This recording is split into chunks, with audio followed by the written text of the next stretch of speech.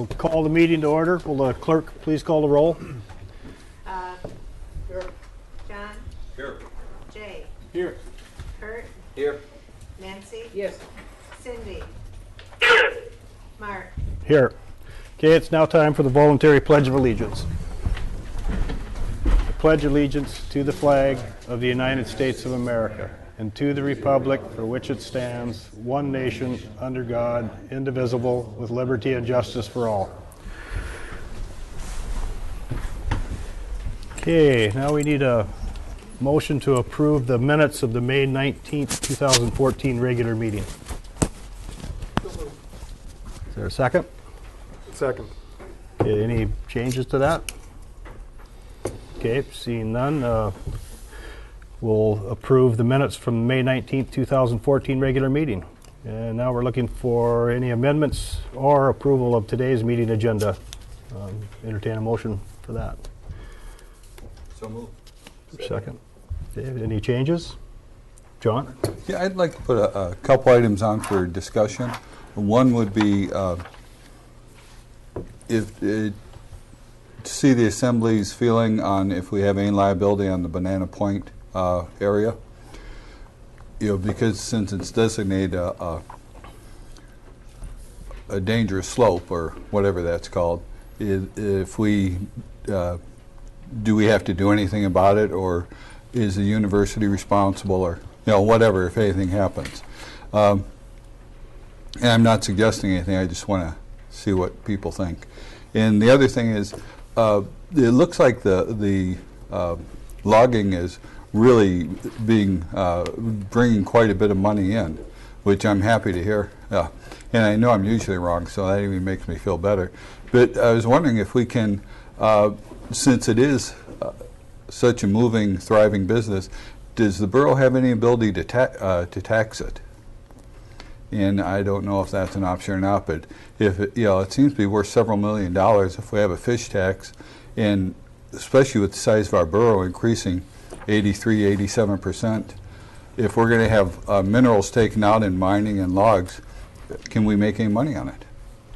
Okay, so you want to add those under discussion items? Yes, please. Okay. Any other changes to today's agenda? Okay, we will, without objection, we'll move forward with those two amendments and carry on. Public hearings and bid awards is the next item on the agenda today, and there's a public hearing on Ordinance 2014-11, an ordinance placing the question of exemption from Alaska Statute 39.50, Public Official Financial Disclosure Law, on the October 7th, 2014 municipal election. Is there anybody in the audience that would like to speak to that under the public hearing? Okay, seeing no one raising their hands, we will move forward to the next item on the agenda, visitors' views related to today's agenda. Okay, Liz, would you like to come and speak first?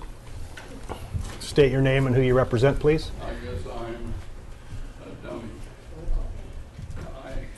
The stuff I have to read is at home. Okay, we've got a meeting in progress here.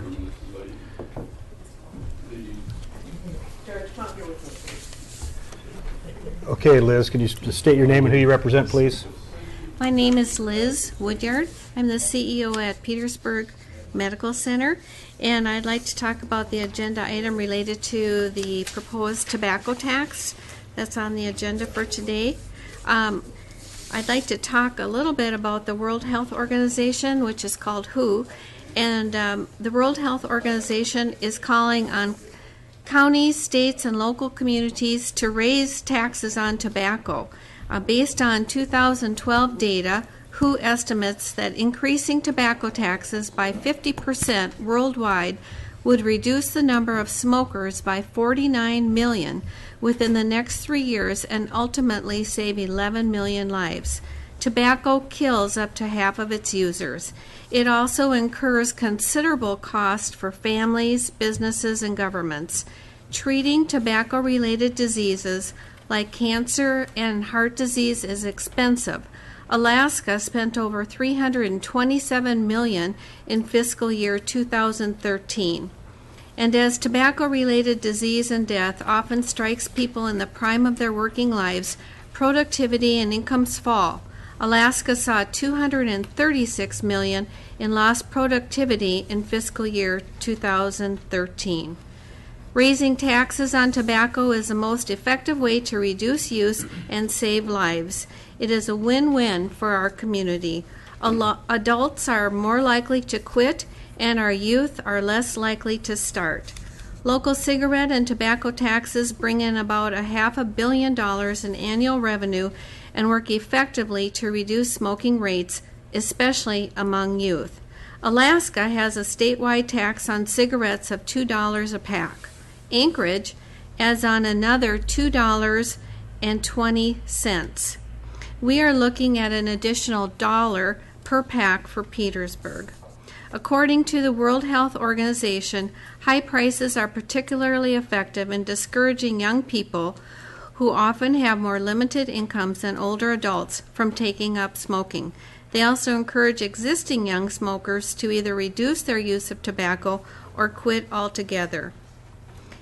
So because of this, I would encourage the Assembly to support a tobacco tax, to put it on the ballot for this coming fall, and dedicating the proceeds to support the hospital, to allow us to purchase needed equipment, and for the maintenance and repair of the building, which is owned by the borough and is needing ongoing repair and maintenance. Thank you. Any questions of Liz? Yeah, Liz, I was wondering, do you know approximately what the percentage of patients or the number of patients at the hospital come in for tobacco-related illnesses, COPD, cancer? Well, respiratory illness is probably our number one. So that can be pneumonia, that can be COPD, that can be related to obstructive pulmonary disease, which is that. And it can be related to cancer. So it'd be hard to put tobacco as a primary diagnosis because we don't. But the illnesses that it really affects are numerous. Nationwide, would you know what the percent? Do they give a percentage? Well, nationwide, I was able to get the dollar amount, which was $327 million in what it costs for health-related illnesses. So if you think about cancer and secondhand smoke, and cancer, people get cancer from secondhand smoke. I mean, the effects are just enormous, the risk. And then, I am definitely in support of any ways to reduce tobacco. I'm not in support of a tax to, raise money. And the end goal would be people don't use tobacco products. But since they are, and since they will continue, one of the ways a tax really helps is because it's expensive, and then the youth, can't afford it. So, but I think the long-term effects of tobacco use are just enormous, and the wear and tear on a family and on the person from secondhand smoke too. Thank you. Yes. If I'm not mistaken, research indicates that an additional $1 per pack tax would not be a deterrent. It would be the WHO's recommendation of a 50% tax. Also, if I'm not mistaken, research would indicate that could act as a deterrent, but am I correct in assuming that the dollar we're talking about putting on the ballot would be, at least as research indicates, ineffective as a preventive tool, yes? Well, it says here the general consensus is that every 10% increase in the real price of cigarettes reduces overall cigarette consumption by 3 to 5%, and reduces the number of young adult smokers by 3.5%, and reduces the number of kids who smoke by 6 or 7%. So the dollar that the borough is proposing is a very minimal amount. I mean, Anchorage has $2, and it's really dependent on where people want to spend their income. I would propose that $1 is a fair start. Any more would be probably better to meet with Anchorage's price. But at some point, as we all know, there's a return on investment for what you're going to buy and what you're going to get out of it. So the cost benefit really would be up to the consumer. It may be only 3 to 5%, but if that prevents 3 to 5% young people from starting to smoke, I think that's a start. It could be more. I would support a $2 amount tax, but that's not what the sales tax committee brought forward. May I follow? Yes. Thank you.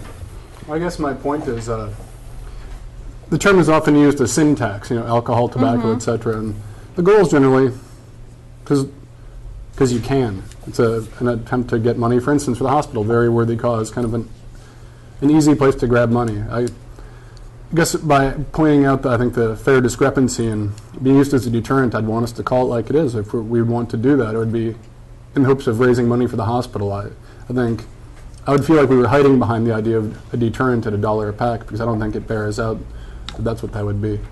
I'm not against the idea, but I Right. just want to call it by its proper name, I guess is what I'm saying. Yeah, I think it's a tax, one, that hopefully would deter some people from smoking, and two, to have some funding that we don't have now to go to the hospital. So it's fair to say it's absolutely for both interest.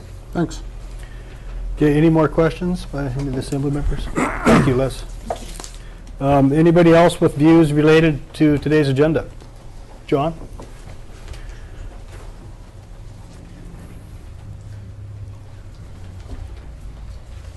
You state your name and who you represent, please.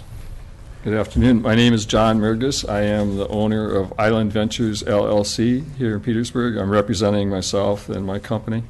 I have the present lease at Scow Bay Turnaround, and I'm here to speak about the proposed lease from Steve Berry.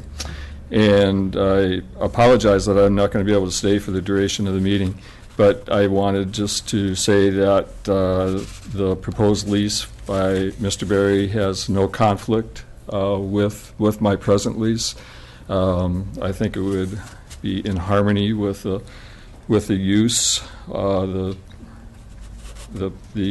suggested use that Planning and Zoning and the Harbor Board have designated for that facility. The idea that Steve has there is great. It's a very needed service.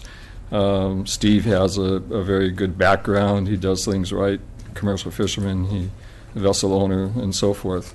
So I just wanted to say that I'm very much in favor of that lease. I have no problems with it.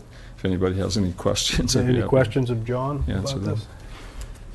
Thanks, John, for Okay, your thank you. comments. Any more visitors today with views related to the agenda? Mr. Hogue. Please state your name and who you represent.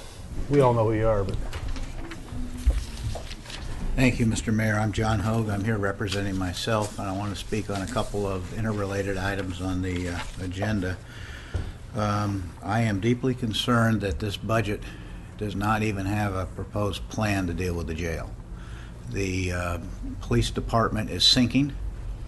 The maintenance problems are myriad, and it would be catastrophic to this community if there is a failure which causes the state to say we cannot contract to hold inmates anymore. I don't think that's speculation. I think that's within the risk of possibility. The state contract is very favorable to the Assembly. Should they pull it, the Assembly would not only lose a few $100,000 in revenue, which would wipe out the savings that the city manager has squeezed out of the budget, but it would also have the additional expense of having to transport prisoners probably to Wrangell, and it would have the additional time and overtime expenses of officers and perhaps leave Petersburg not policed as well as we'd like. What I've been told is that perhaps the legislature will fund this next year. I'd suggest that is wishful thinking. I would like to see an incremental approach to starting to fund the rehab of the police building, which seems to be the plan that we've looked at. Secondly, related to that is the sales tax amendments. I have two comments on those, one of which had nothing to do with what the committee was doing, which is the tax of services. I tried to get the committee to look at this issue and was politely told, enough problems, thank you very much. The Petersburg ordinances says if a service is parted in whole or in part within the city limits, the old ordinance, that the tax will be on all the work performed for those services. For instance, if a surveyor was to do work researching monuments and lands sitting at his office and then go out on Admiralty Island and do some surveying, under the current ordinance, both of those works would be taxed. If I am to work in my office on a client's case in another city, that is to be taxed, and I have no problem with that. But if I have to go to another city and try a lawsuit, something that is a distinct possibility, I am quite concerned about telling my client they have to pay Petersburg sales tax. And the reason I'm concerned is the state statute specifically says that a borough or a city can tax for services performed within its district. It does not say partially performed within its district. Municipal governments are governments of limited jurisdiction. They exist to the extent the state allows them to exist, and within the limitations the state allows this. I have had communication with the city attorneys on this issue. I have reviewed prior legal decisions, and suffice it to say I disagree with them. The initial opinion that said this was okay was based on taxing corporations between different states. That is a totally different kettle of fish. There has been no authority cited for taxing services outside of the district. So I would ask that the Assembly might want to consider as both a legal and policy issue dealing with that, because the day comes when I try a case outside this district, we're going to have an issue. Now, I have this idea that the government should only be doing what it's specifically authorized to do. Secondly, and it may seem inconsistent, revenue bonds are one way that the borough could look at financing the jail, and that means without a vote of the people, which is a separate political issue. But the fact of the matter is, if the borough was to say we have enough revenue to bond a long-term remodel of this building, it could do so. And that strikes me as looking at the sales tax exemptions. I would suggest that, and although I know there are some people that are vehemently opposed to it, that the senior sales tax exemption is of questionable value. And you should, and being somebody who enjoys its benefits, I would still say that you should consider repealing it and looking at the additional revenue being used for public safety, which after all is the #1 priority of government.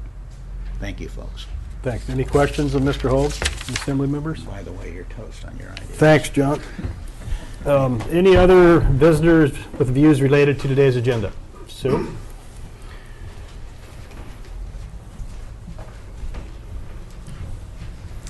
Hi, Assembly and Mayor. I have one clarification from my report last week, or 2 weeks ago.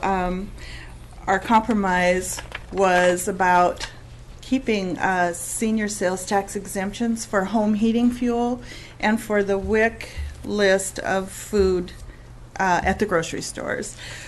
But talking to the grocery stores, I found, yes, they do have the WIC list in their computers, but to make it a separate non-tax item would create a nightmare for them.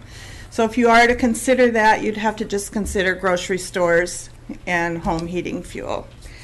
Also, I would encourage you to do something with this tobacco tax, excise tax. The dollar was our example. It was what Juneau did, so we just looked at it as that. You're certainly free to do whatever you want with that. And the only other item I would like to comment on is I certainly hope you do put out an RFP today for the comprehensive plan. I think that's way too big a job for any volunteers. Thank you. Thank you. Any questions of Sue? Thank you, Sue. Mr. Mayor, Yes, Cindy? I assume that was Sue Flint, but for those who are reading and listening to and can't see, if folks could say their name, that would be helpful. Sorry, Cindy. Yes, Okay, this was sorry. Sue Flint. It is Sue. Any other visitors today with views related to today's agenda? Tim, please state your name and who you represent. Yeah, Mr. Mayor and Assembly members, I'm Tim Keeneman. I'm representing myself partially as a member of the Petersburg Medical Center Board. We have not discussed some of this in board sessions, so these are my opinions. And I've referenced the budget since the hospital didn't receive any funds from the state through the system. I'm just asking you to take a look at the aging community you have. We put over, the board has, at least since I've been around in the board, something over $2 million into your building without reimbursement from the city. And we're getting ready to put another 20-some thousand into it this year for a new pipe that goes through from your heating plant. I would ask you to take a look at your budget and look at what discretionary funds are available, similar to what you did for the electrical use of the harbor and other places, so that we can begin to plan and execute a long-term care facility that's up to regulations and will provide for the community. The last estimate we did on that was about $1.4 million. I'm sure that regulations have changed since then, and it's higher, but the longer that we put it off, the worse shape we're going to be in. So thank you. All right, thank you, Tim. Any questions of Tim on this? Thanks, Tim. Any other visitors in the audience today with views related to today's agenda? Okay, seeing none, we'll move on to visitors' views unrelated to today's agenda. And there's a couple of them listed, so we'll start with those first. Paulie Lee, supported by 50 signatures of other residents, has presented a signed petition asking the Assembly to readopt City Ordinance number 827 and continue to provide for a Historic Preservation Commission. Paulie, would you like to give your presentation, please? Please state your name and who you represent.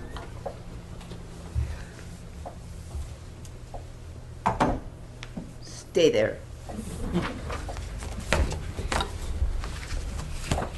Well, I think our letter of request to the Assembly for readoption. Can you state your name and who you represent, please, Paulie? You know, my hearing is almost non-existent. Am I not speaking loud enough? No, I just want you to ask you to state your name and who you represent, please, for the listening audience and for the record. This is Paulie Lee. I don't know who she's representing. Say again. He would like you to state your name and who you represent.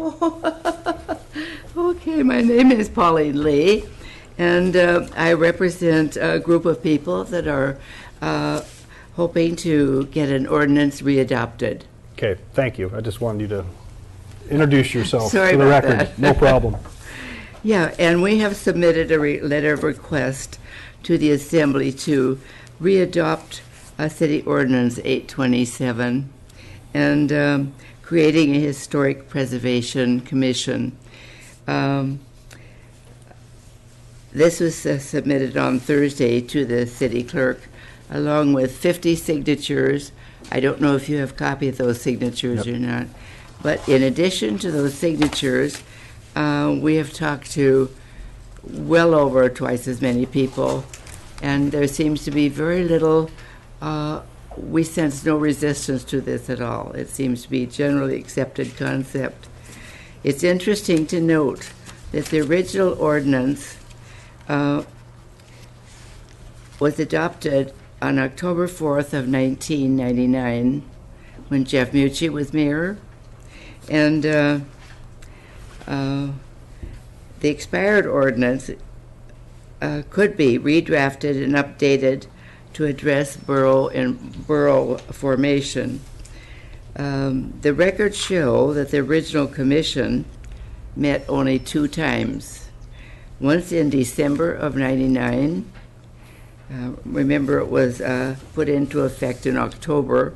They met once in December and once in January, and never since. And the history of that, I do not know. It's a total blank, and I'm sure we could learn from it if we knew.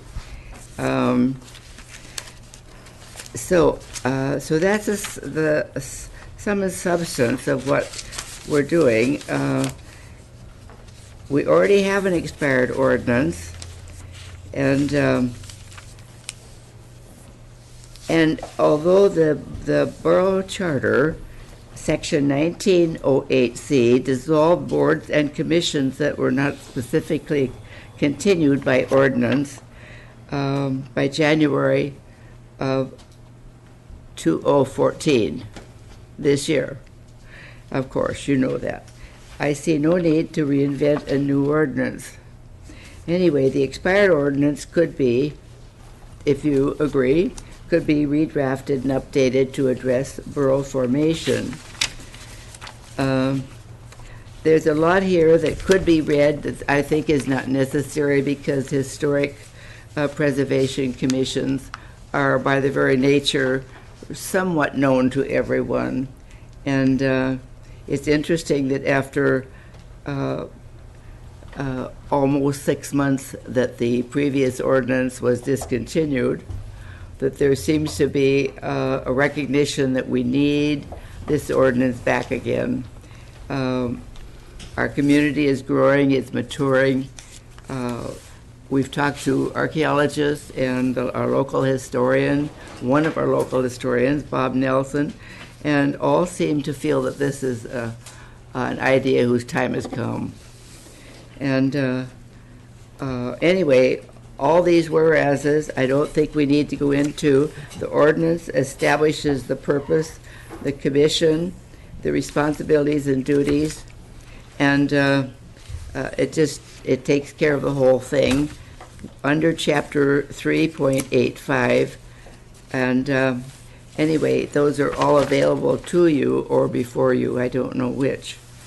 I hope there are not any questions because it's so hard for me to hear.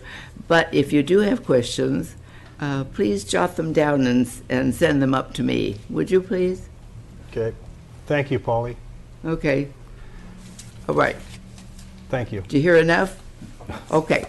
Thank you very much. I appreciate this opportunity to hope get the ball rolling on this. I think it would be a wonderful benefit for Petersburg. Thank you. Any of the assembly members have a comment on what Polly's asking at this time? Mr. Mayor, does anybody know if this carries a fiscal note or not? Would we have to put any money out to do this? Probably just to hire the attorney to go over the ordinance. I don't know. For sure, Kathy might know. Your original ordinance asked for support. So you provide support, so there would be a cost associated with that. And I'm going to ask Kathy one question. This was already discussed at the assembly level. No, it has not been. It has not been yet to keep it as a standing committee. Okay. All right, thank you. Next on the list is George Rice. He has a presentation he wants to give, and then we'll open it up to... Kathy had taken an early lunch, and I wasn't able to get... Can you state your name and who you represent, please? Well, I asked to... Actually, the manager has the letter I wanted to read from this local logging company, the amount of money they've actually spent in this town. Okay, I also have a bunch of pictures on this camera.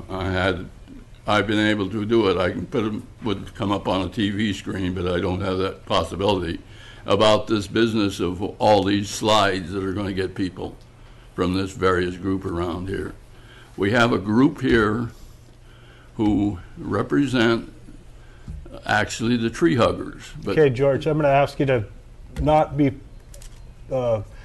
calling people names or putting, labels on I'm just saying, people. but they don't, you don't cut any tree anywhere, anytime, but that doesn't sell very big, but you spread fear, and it's easy to spread fear.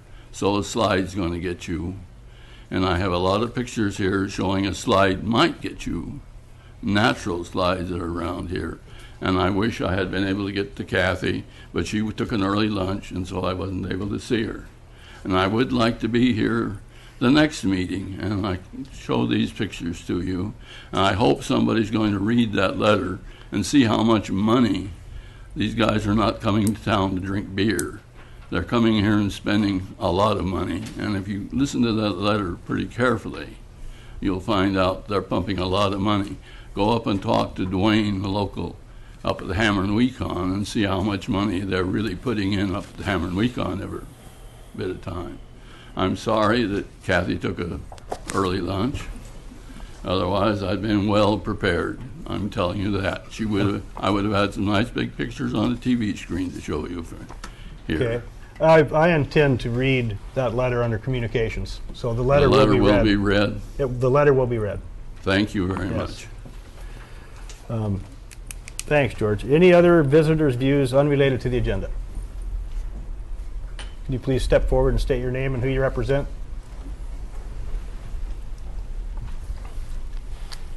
Hi, my name is Becky Knight. I'm representing myself. First, I have 2 remarks on public process. It is troubling that in February, Borough officials met in private with University and Division of Forestry representatives and voiced support for 2 Mitkoff timber sales. This was in the absence of further public discussion and knowledge of the potential impacts to the borough. While the U of A and Forestry Division knew full well there was no public discussion, they inappropriately used this support as approval for the green light to proceed. In this case, support versus approval is a distinction without a difference. And please understand this is not personal at all. Moreover, it is indeed unfortunate that the public is no longer allowed to comment during an agenda item. While this policy certainly shortens the meeting length, it prevents informed decision-making and provides for no possibility for input to questions that may arise during discussion, as was commonly allowed in the past. Now I'd like to say a little bit something about forest habitat. The question of whether to log or not to log is no simple issue as to whether the trees in southeast Alaska grow back. This is not the issue. The majority of second growth stands in southeast regenerate so well that they become impenetrable to everything, including wildlife. And that's exactly where much of the problem arises. Hunters often refer to this stage as dog hair, and biologists call it stem exclusion. They are virtual deserts in terms of food for wildlife and will not reach old-growth conditions that forest species rely on for centuries. One of these species is Sitka black-tailed deer, which prefer both clear cuts and old-growth forest in summer and mild winters, but require old-growth forest with adequate canopy cover to survive harsh winters. In the case of our local community use area, the best was logged first, and then the best of the rest. This included the best habitat, not just the best timber. With the best habitat gone, and now with forest canopy closure occurring 25 to 40 years after logging, depending on location, what is continually occurring is called succession debt on the habitat. Now, in the later years, year by year, as these stands close in, the debt is being paid at a high price in terms of the amount of deer available to hunters. Proposed restoration activities such as thinning fail to protect the resource on a meaningful scale, nor will the benefits to wildlife be sustained long term. Our local communities must suffer literally death by 1,000 cuts in terms of loss of deer habitat, scenic resources, and risks to public safety. Habitat loss is occurring daily and at a feverish pace with the Tonka project and now with the commencement of university logging. The Forest Service Mitkoff sale is not far behind. The effects will linger long after the logging is over, including the creation of barriers to movement of deer from the higher elevations, particularly as the snow levels move down. The superb efforts of the folks that have established the local community garden should be recognized and commended. Unfortunately, we are overlooking one of our most valuable community garden assets in terms of protein, our local old-growth forest. That is, that in the not-too-distant past provided most locals' proteins needs aside from fish. Residents who don't have the means to travel to places like Admiralty, where hunter success is assured, end up ceasing to hunt altogether. Peer-reviewed studies confirm this.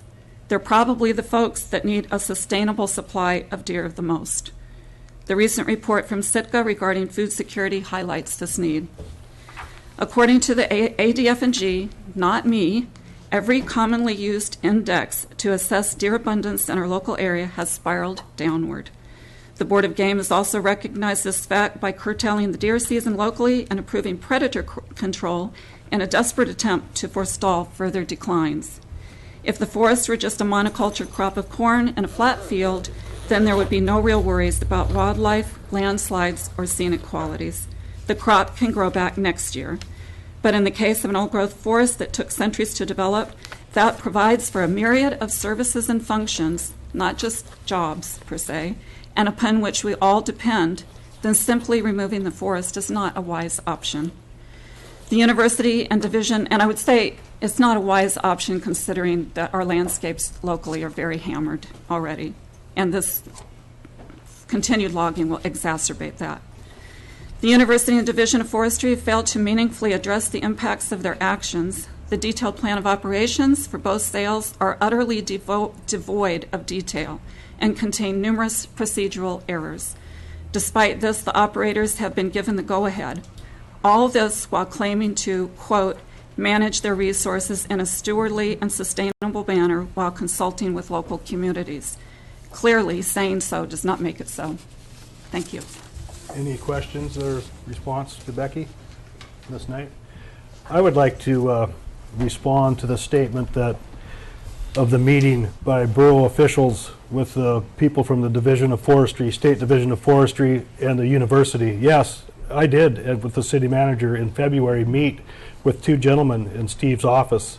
They came down to tell us what they were going to do as far as their logging around the state to keep small businesses, logging businesses going. During that meeting, I did not say I approved it.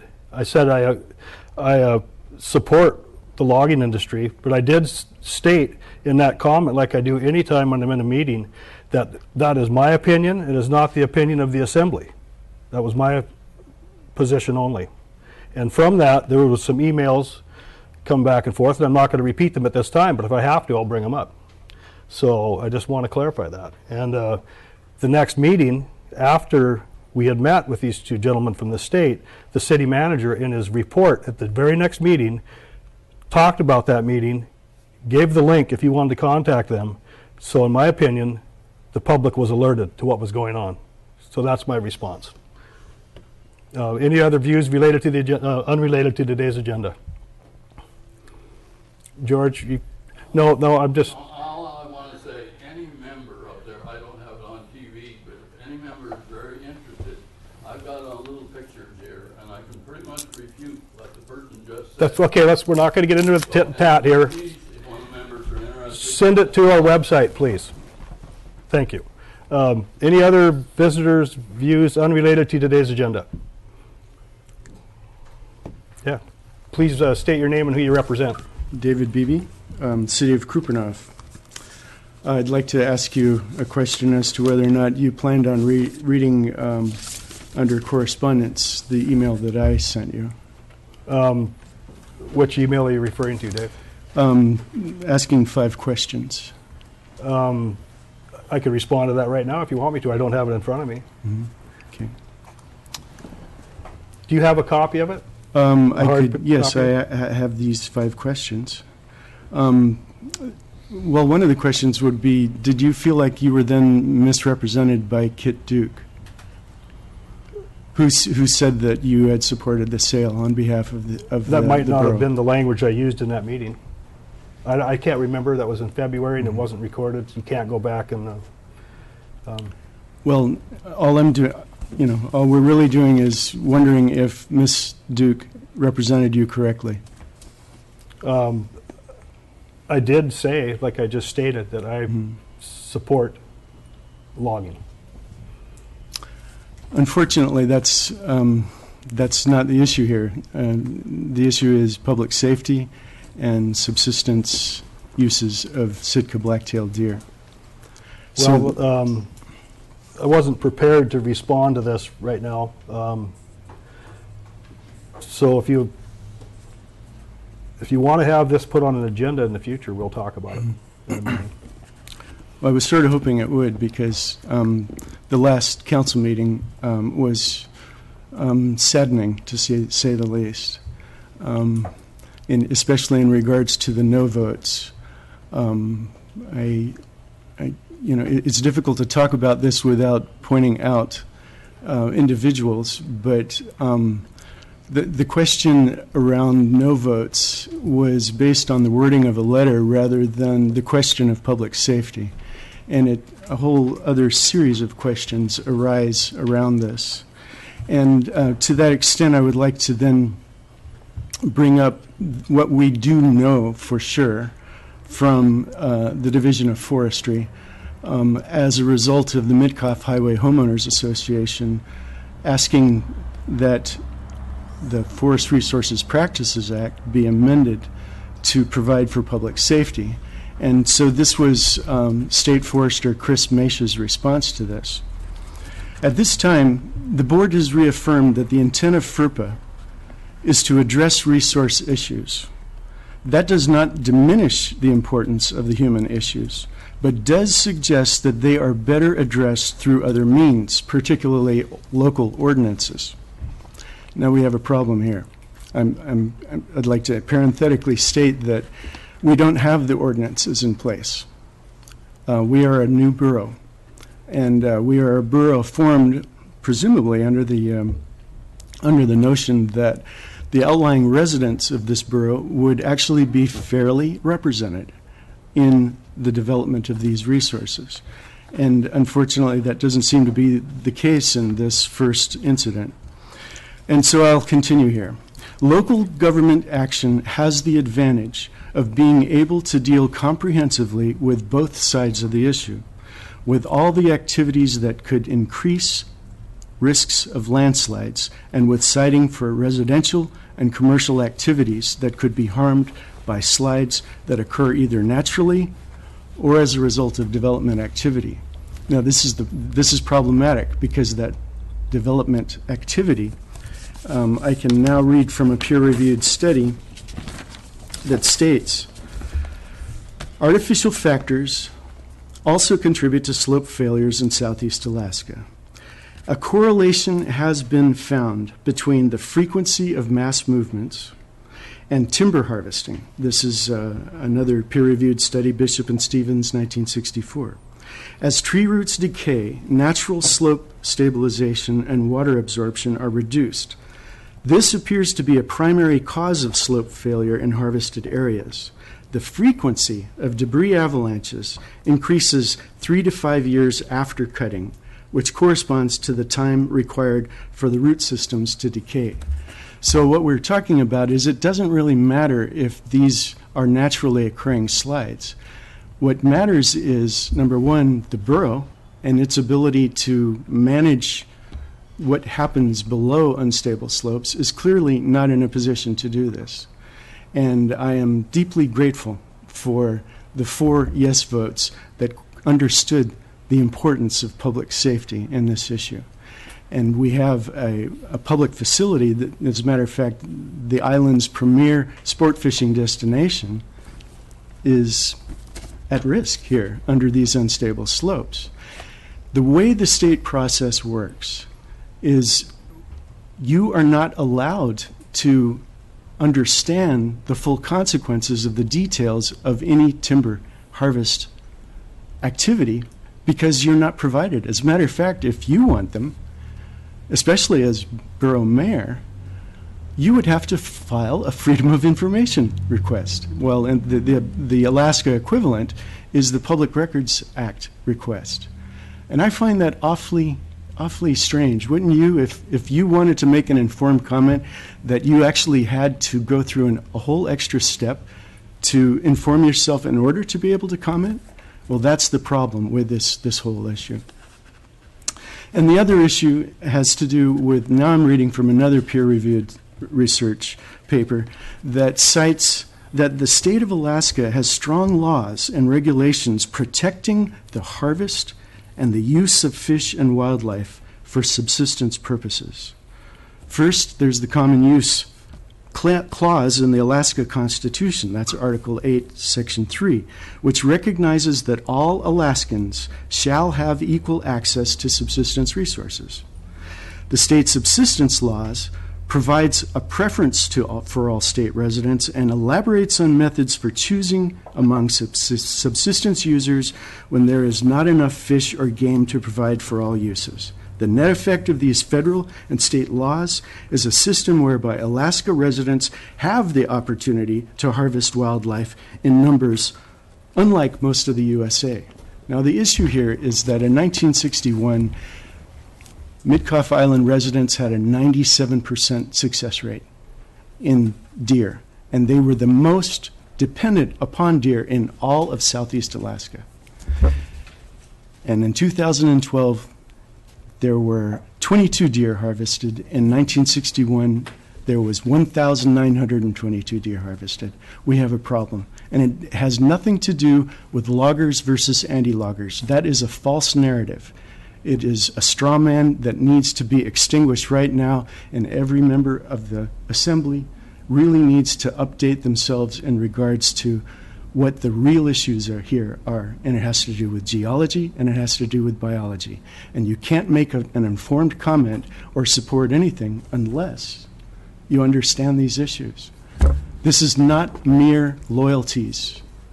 This is about public safety and about borough responsibilities, and you're not in a position, clearly, to be able to either provide informed comment or to protect your fiduciary obligations to borough solvency. And that's exactly what we're talking about here, as I tried to cite in my last testimony before I was cut off. Could you please wrap up your testimony, Dave, and get to the point? Or I'm listening These to you. are the points. And what we do know is that there appears to be a failure of due process. We have a rigged state system, and we have a false narrative that is complicating this issue. And I hope the Borough Assembly understands the consequences of this. While we're talking about revenues, let's talk about liabilities. Thank you. Okay, thank you. I'd like to respond to the one comment you made. Does anybody else on the Assembly have a comment? Oh, I want to know what a peer review is. What's the definition of a peer review? A peer review is a process by which you have a vetting going on. In other words, when scientists do research, they are subject to the scrutiny of their peers. And the whole idea being is, does this match with our facts? Was the process correct? Was it accurate? And can the results be repeated? That's the issue. That's what peer review means. It is perhaps the highest test of academic scientific research. So when you have peer-reviewed studies, it means there's nothing to question here. And by the way, one of the reasons why you're not going to have a scientist up here is because the state is preventing them from speaking on their own. This is part of the definition of peer review that you're... Mm-hmm. So you can ask whatever peers you want for their No, opinion? there is a special committee. In the academic world, there is a special committee that is formed, and their job is to find holes in your research. So what... never mind. Okay, any other questions of Mr. Beebe? Okay, I don't remember word for word, Dave, what you said about it doesn't look like the borough government is being open and forthright, you know, with before the last meeting on May 19th, this issue was going to be on the agenda as a discussion item, talking about the logging on the island, your letter. I got some phone calls. It's up to the mayor to set the agenda, so I put it on as a action item. I would think that's forthright. That's listening. That's letting the due process go forward. As far as limiting time, people commenting in a meeting, that's in my opinion, and it happens in all different levels of government, to set a time limit on the speakers if you think it's going to take too long. And I did that at the last meeting. I was going to do 2 minutes, ended up going 5 or 6 for each comment. So, and then as far as the letter that we approved at the last meeting, getting information from the city of Kupernoff, that letter was not endorsed by the council in a public meeting. It was done by emails, phone calls, and the fax. So I think we need to look at the whole picture here. So I just wanted to bring that out. Well, I'd like to respond to that, if I may. At least there was an appraisal of all the members of the council, and at least, you know, this is a mere technicality that the state recognizes as being easily corrected by simply redoing the whole meeting, and I assure you there will be another unanimous decision. That's not the point. The point here is, number one, My point is that the action that we took on a letter that you wrote was not supported at that time, technically correctly, I guess, for the lack of the proper term, by the council. That's all I have to say. So go ahead and respond if you'd like. well, again, number one, the letter is moot to begin with because the university completely ignored its points. And that's the rigged system that I'm referring to. I think that when we resort to a tit for tat in regards to what constitutes proper procedure, again, I think the onus is really on letting everyone know. For instance, the difference between having a meeting and not saying what took place, and as a consequence, having a public hearing where there are people testifying, and at the same time, you have already voiced support for this. And furthermore, the Vice President of University Lands and Development has basically said that that was your support. That was our support. That was the borough's support. Support is synonymous with approval. Sorry, that's just the way that goes. But the main thing is Kit Duke misrepresented that support for being what is actually part of the formal comment process. And while I'm speaking to this, I think we really ought to have a coordinated review process that actually looks at the development activities, because it's very clear that if we take this knee-jerk, oh, I'm for the timber industry, instead of actually looking at the consequences of the action, which, by the way, the details of which we're not even privy to. We don't even have access to. That's what I mean about the corrupt system. That is, it's a process that doesn't allow for the public to actually have enough information, but according to scientists, that information is quite relevant. Okay, and then you have to make sure you have the correct information as well. So do you have any other comments? Well, since you're not going to read it, I think it's important. I will read it under communications if you give me a copy, like I stated earlier. Okay. The 5 questions, is that what you're referring to? Yeah. So I asked for a copy, and I'll read it when I read the letter from PayPack Logging. Okay, so you obviously weren't ready to read this as communications. It's these 5 right here. Yeah, I've got a copy of it on my computer, I think. But any other questions?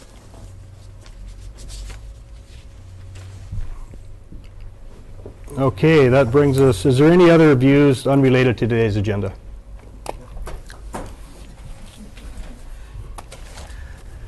My name's Chris Fry. I'm a small mill owner here in Petersburg, Midcoff Island. As many of you know, there are a number of small mills on Midcoff Island. There's about a dozen mills operating in the community on varying levels. It seems like there's a lot of talk of just shutting down logging, which would basically starve us of the resource we need to be able to do what we're doing. We're not talking huge harvest, we're talking small harvest. The Forest Service is addressing this by doing micro sales that are of limited harvest. They're talking anywhere from 30 to 90% retention within those harvests. So that's what the whole new Mitkoff sale that they're working on is. There is going to be some bigger clear-cut logging or some helicopter logging going on as associated with that. But there is a big portion of that is going to support the small mills. And that's something that employs a fair number of people. And it's something I think the council needs to keep in mind when making these decisions. Thank you. Thank you. Any other visitors' views unrelated to today's agenda? Okay, seeing none, we'll move to the next thing on the agenda, and that's board, commission, and committee reports. There's nothing under that today. Consent agenda, no items there. Report of other officers. I see none, unless something new has come up. Anybody, the staff, have anything to report? Their officers? Okay. Bring us to the mayor's report. Just to let you know, there's been a meeting called the Thomas Bay Power Authority. The meeting was called by the Wrangell and Petersburg Borough clerks, and that will take place at 1 p.m. in Wrangell. Joe Nelson and the two commissioners, John Jensen and Robert Larson, and I'm going to accompany him. We'll go there for that meeting. We'll give you an update. Another thing we need to clarify is the appointment of John Jensen to the Thomas Bay Power Authority Commission. There was a question asked by another member of the commission if he had been appointed, and he was, and that happened in December of 2013. This will be possibly my last meeting until September due to the fishing season. So, are you listening, Cindy? Yes, I am. Okay, we talked about this already. I just thought I'd bring it up again. So, that's all I have. And now that brings us to the manager's report. Steve? Thank you, Mr. Mayor. Officer Pop and Morgan Swihart, a.k.a. McGruff the crime dog, manned tables at the health fair.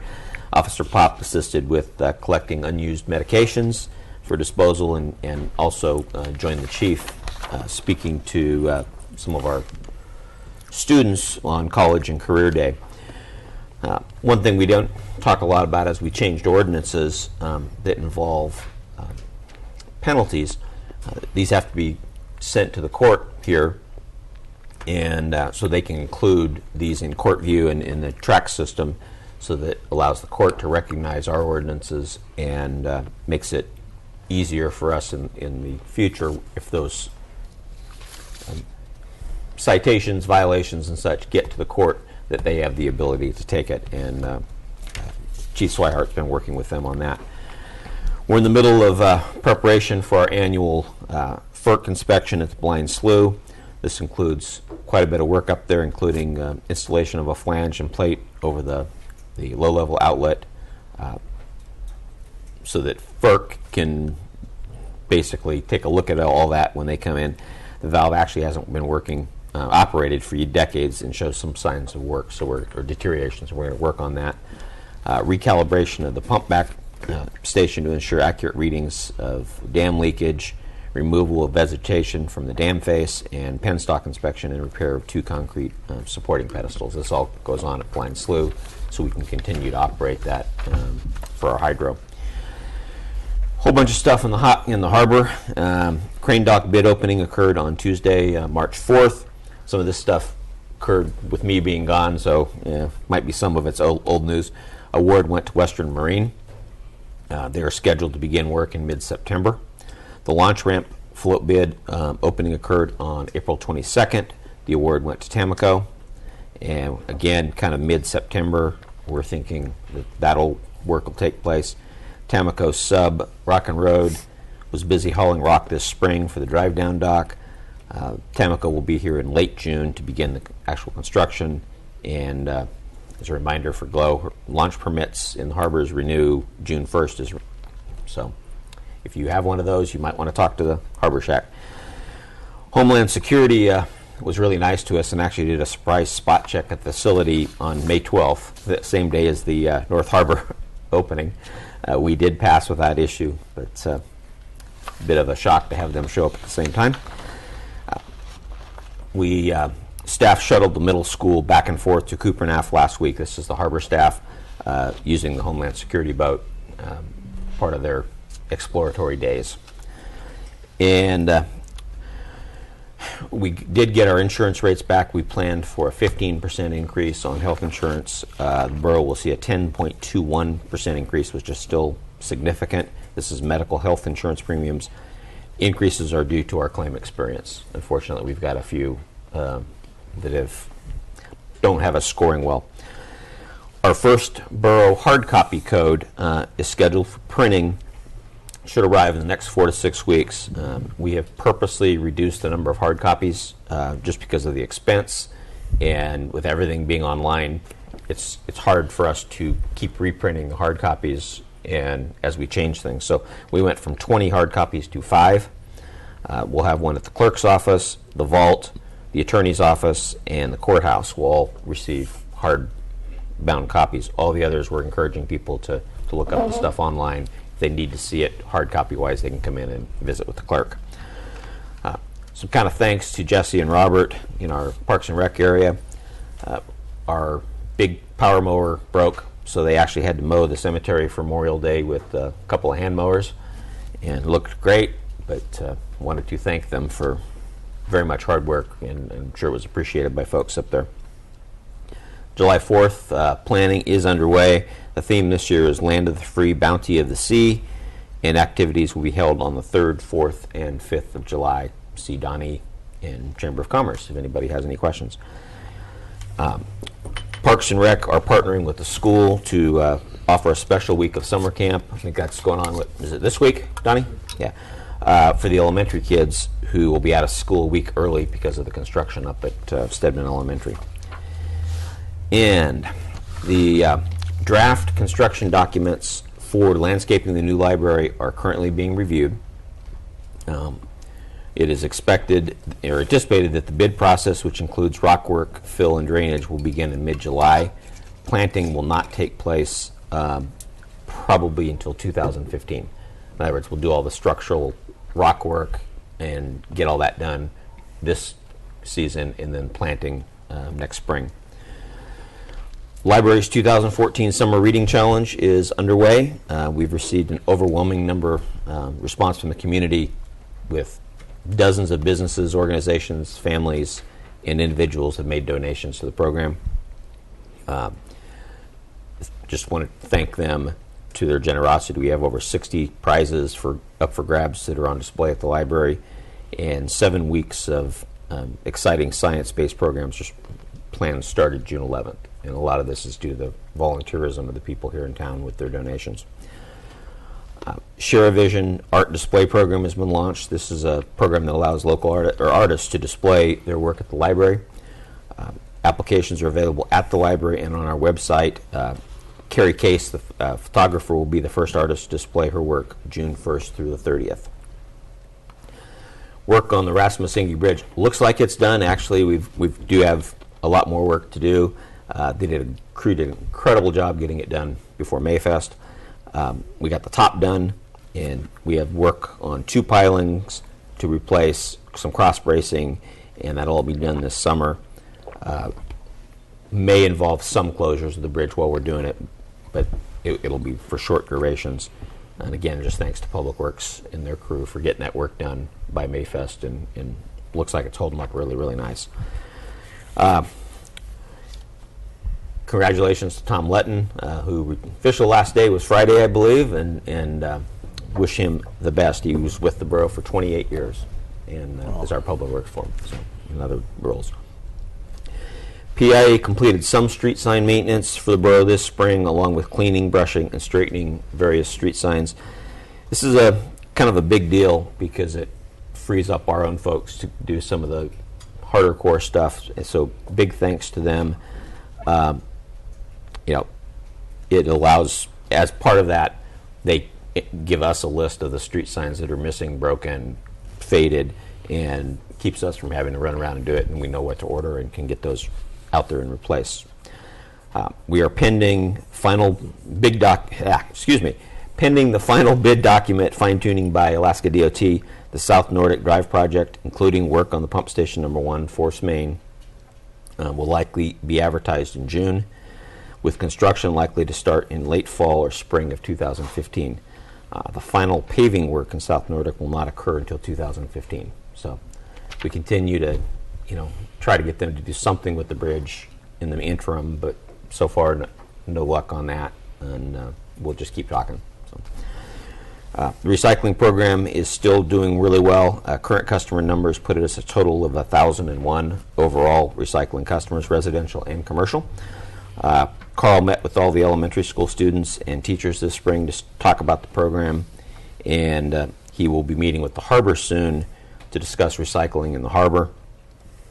Tour boats are actually already recycling with us, and we are working out the kinks in that to make it a little more convenient for them and us but trying to add some recycling stuff in the harbor. Thanks to Marvin Ronimus, who's one of our motor pool mechanics. He arranged for us to host an Allison transmission training class here in Petersburg. This will be beneficial to our folks, but also visiting mechanics from Ketchikan and Wrangell. Thanks to the fire department for letting us use their facility and one of their trucks to use as a guinea pig as we look at things and update our skills as well as those from some of the neighboring communities. And last, kind of one of those nice things, but would have helped if it wouldn't have happened. But Chris is working with ADNR to clarify wood cutting regulations at Greens Camp. We had some recent irresponsible actions, that's probably understating it, but have started to degrade the site already after totally redoing it. Damaged one of the concrete picnic tables, and cutting is only allowed by permit on state lands, and we have brought this to the attention of the state troopers, and they're going to start paying more attention out there, unfortunately because of garbage being dumped as well as some of the tree cutting that broke one of the tables. So that's it, unless there's questions for me. Any questions of the manager on his report? Okay, that brings us to item 13, unfinished business, and there's some ordinances for third and final reading. The first one is ordinance 2014-8, an ordinance providing for chapter 4.60 of the municipal code, Parks and Recreation.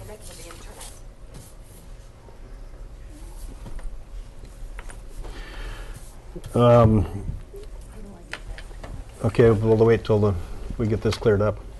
Mr. Mayor, could we take 5 anyway, would that be possible before we get into the agenda? Sure. If we want to take a 5-minute break, let's do that. We'll reconvene at 1:15. That's actually 9 minutes.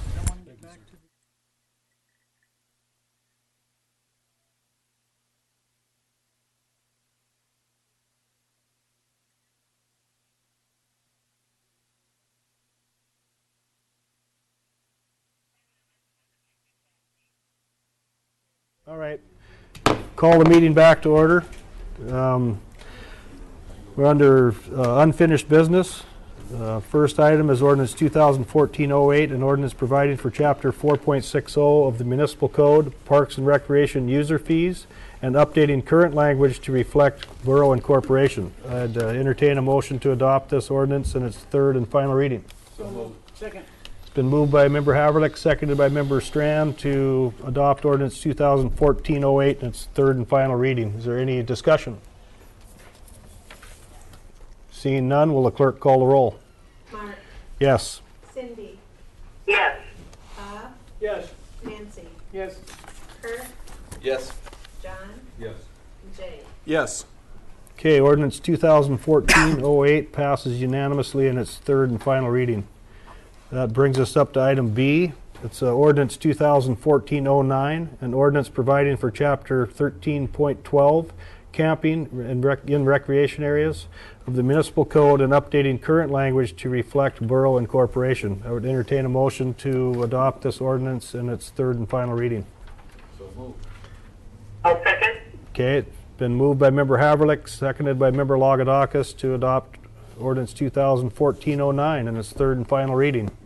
Any discussion? Seeing none, the clerk call the roll. Nancy. Yes. Mark. Yes. Kurt. Yes. Cindy. Yes. Bob. Yes. Jay. Yes. And John. Yes. Okay, that ordinance also passes unanimously in its third and final reading. Next item is C, and it's ordinance 2014-10, an ordinance adopting the budget and setting the millage rates for the fiscal year July 1st, 2014 through June 30th, 2015, as amended on May 5th. I'd entertain a motion to adopt this ordinance in its third and final reading. So moved. Second. It's been moved by Member Haverlick, seconded by Member Walhooter to adopt ordinance 2014-10. Discussion. John? Yeah, I would still oppose to this just because our spending equals all the things, all the money we're bringing in. And I do think there are places we can cut back. We have a budget of wants rather than what we need. And as John Hogue brought up earlier today, we're not putting anything aside for the police department, which we need desperately, and the other $20 million worth of projects that we have on our list, including the hospital, which is, we may not only lose funding from the police department, but also the hospital, because we don't have up-to-date facilities or even safe facilities in some cases. And I do think there's places to cut back. I mentioned the school before, to go back to 1.6. We were giving 1.8 and have been for several years.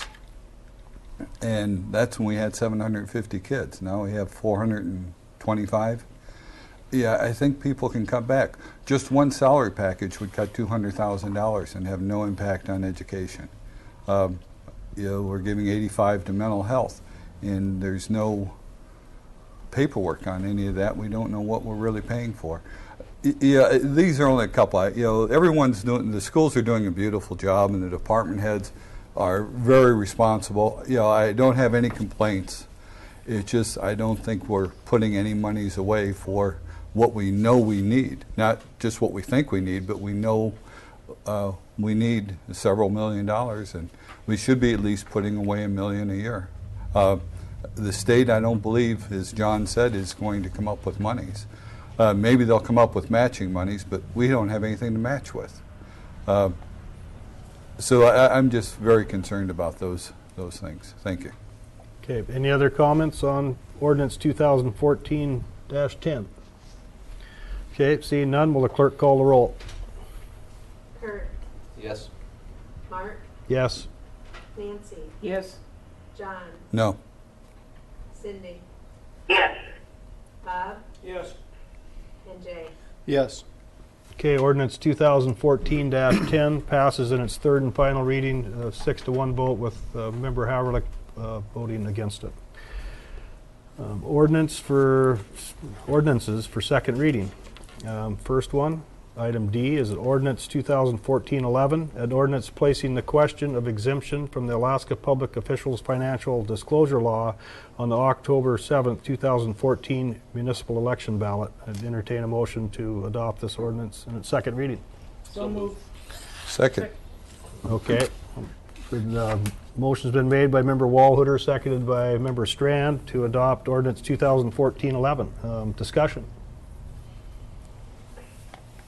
Mr. Mayor? Yes? This is Cindy. Yeah. The only thing I want to add to this is that we have also heard from the public asking that this be placed on the ballot. Yeah, so I've had people think it's a good idea as well, so that's a good point to make. One thing I've asked the clerk to do is check into it at some point before it gets to the, if it passes the third reading and gets on the ballot, to get the clarification whether you have to file this paperwork before the election when you become a candidate or 30 days after you're elected. I believe it's the 30 days after you're elected, so it might, and we'll get a clarification on that and hopefully get more people to participate in this process. So, any other comments or discussion? Will the clerk call the roll? Kurt, Yes. Nancy, Yes. Bob, Yes. Cindy, Yes. Jay, Yes. Mark, Yes. and John. Yes. Okay, ordinance 2014-11 passes unanimously in its second reading. It brings us up to an authorization to issue a request for proposals to aid the community in developing a borough comprehensive plan. At the May 19th meeting, I requested this item be revisited by the Assembly. So I'd entertain a motion to give the manager permission to authorize a RFP for this subject. Is there a second? Been moved by Member Strand, seconded by Member Walhooter to authorize this RFP for developing the Borough Comprehensive Plan. Discussion. Nancy? I have a question. This is, or just for clarification, this is to request proposal from someone who will guide a local committee who's going to design the comprehensive plan, or is this someone's going to write the comprehensive plan? That is up to the Assembly at this point, but I could let the manager talk to this. I mean, Steve's the one that gave us the recommendation how to proceed. So. I can speak to it. Generally, what you do is you hire a facilitator to help guide us using public input and local expertise to actually build the plan. That being said, the format of the plan, you generally look for an expert to help you. This is the best way to organize it. This is the best way to present it. But the data that goes into it generally comes from the community itself and our local, experts in whatever field it happens to be we're talking about. Did I answer the question? Yes, thank you. Okay. More discussion? Bob?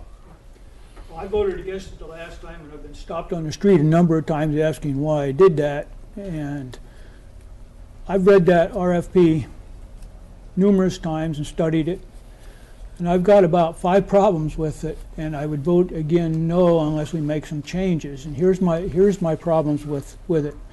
First of all, there's a section in there that talks about the land selection committee. We have a land selection committee, but essentially the way I read that is this takes over the role of the land selection committee. In other words, where this consultant comes in, asks people what we think we ought to do, and then that goes to the committee. And or it serves, the way I read it, it serves this consultant serves to the committee. And I think that could be much better done locally. I think we know what we have. I think we have the resources in the staff. I think we could do it. Or if we needed to hire somebody from the community, I think there's quite a few people around here that could do that job. I'd like to see the money stay in the community rather than go out that one piece.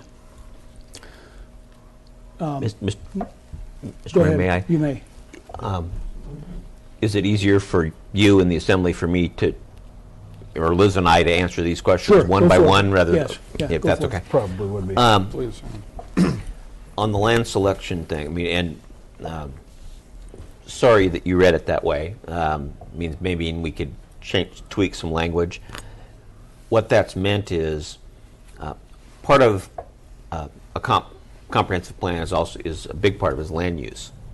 And one of the things that they do is you basically analyze the amount of land you have and how it's currently coded. So much industrial, so much commercial, so much residential, and so forth. And when you finish that evaluation, you come up with a list that says, and some of it's intuitive, but you're short on, we'll use an issue that's recently, we're short on commercial property.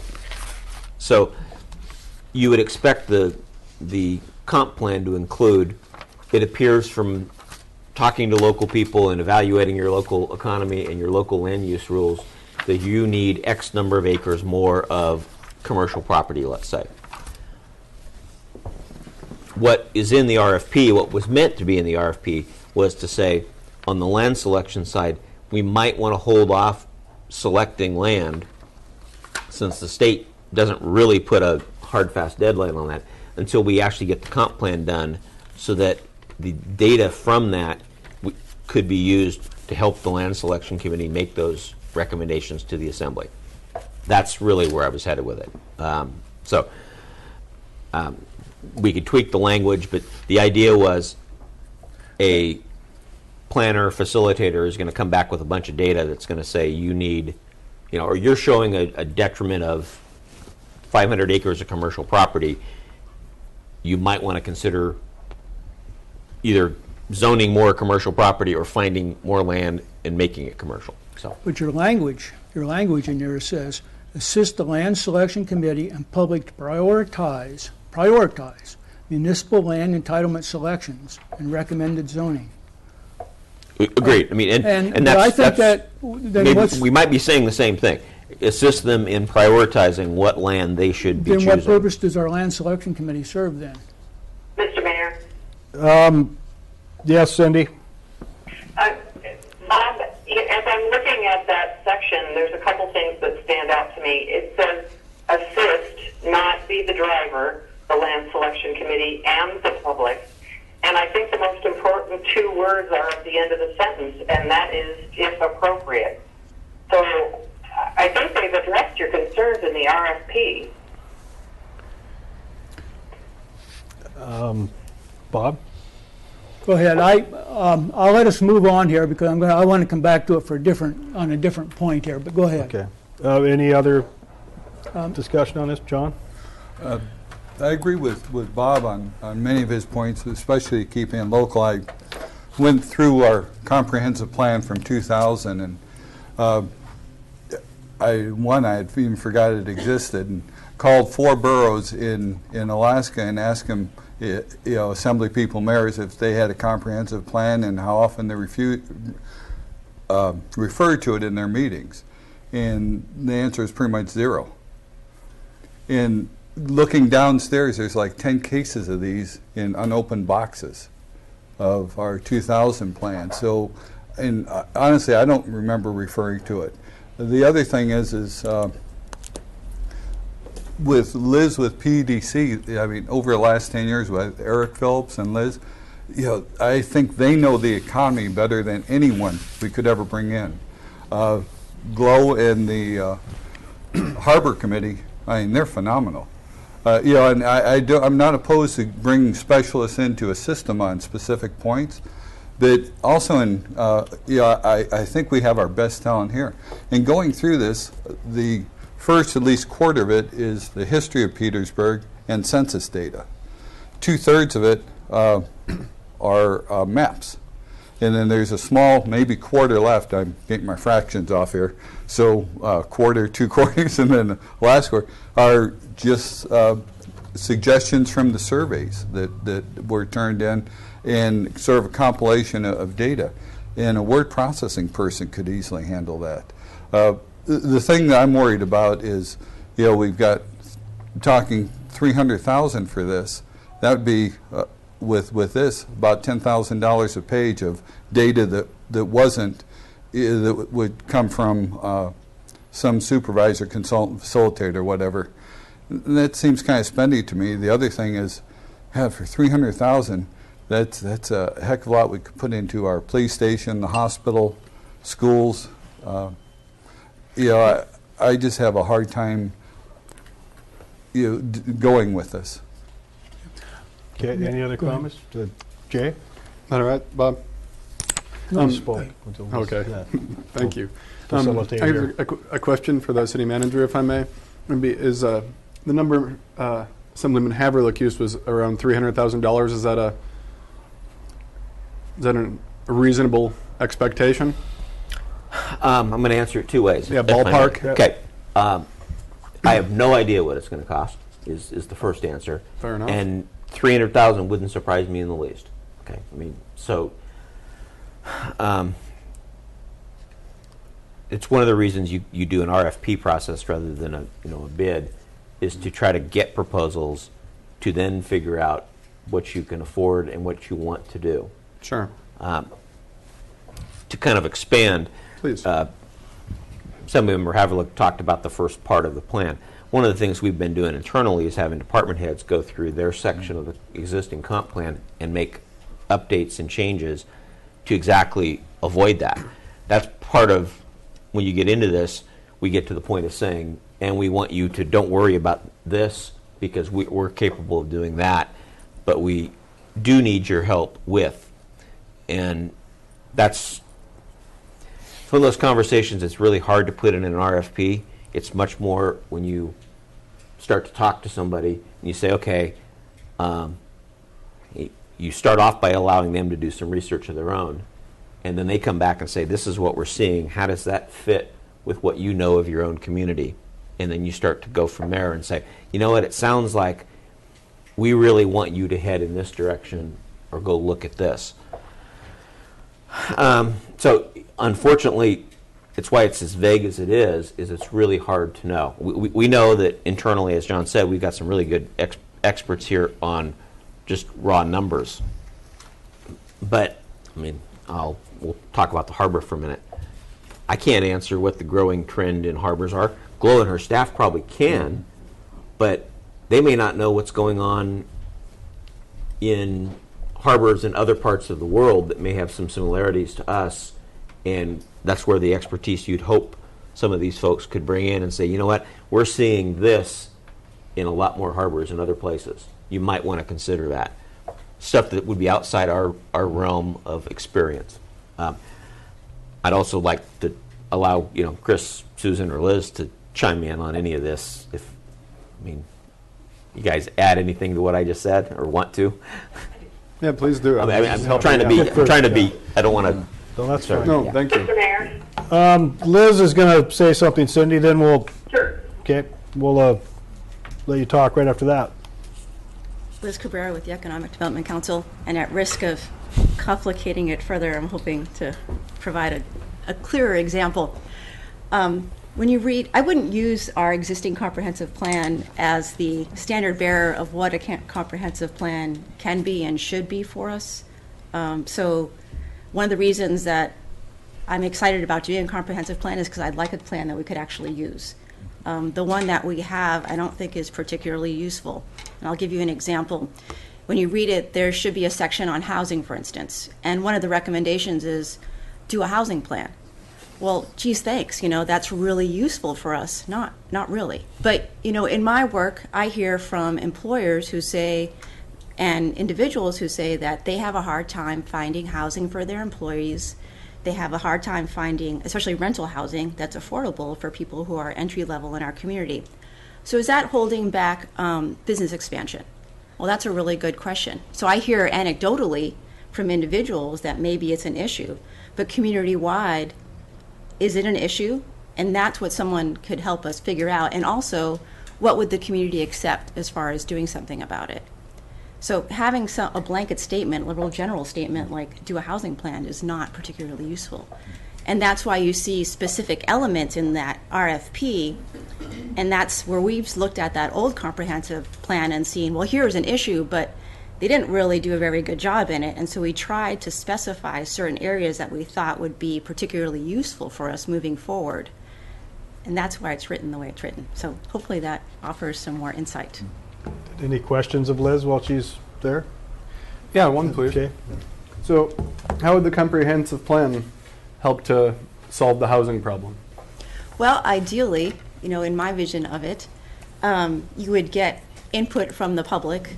We would also be able to get like a vacancy rate. We would get a look at, you could do like a windshield tour and say, we have issues of substandard housing in certain areas that really need to be addressed, and get a sense from the public, like, is this an issue really in town? Would you be willing to have additional land be put up by the borough for private development? If private developers didn't come forward, would you be willing to have additional public housing or federally assisted public housing in our community? What income level is having trouble finding rental housing? And so, at what point does the borough step in and get involved in this issue? Is it that big an issue, or is it something that people in town would prefer to just leave up to private developers? That answer your question? Yes. Okay. Thank you. John, you Sure. have a question too? It's either be for you, Liz, or Steve. Have you ever seen a comprehensive plan that, like, if this does cost us $300, that would show us $300,000? Sorry. I wish.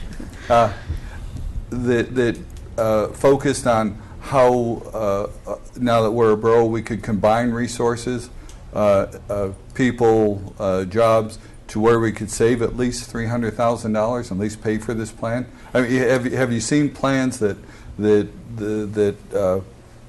direct communities in how to save monies?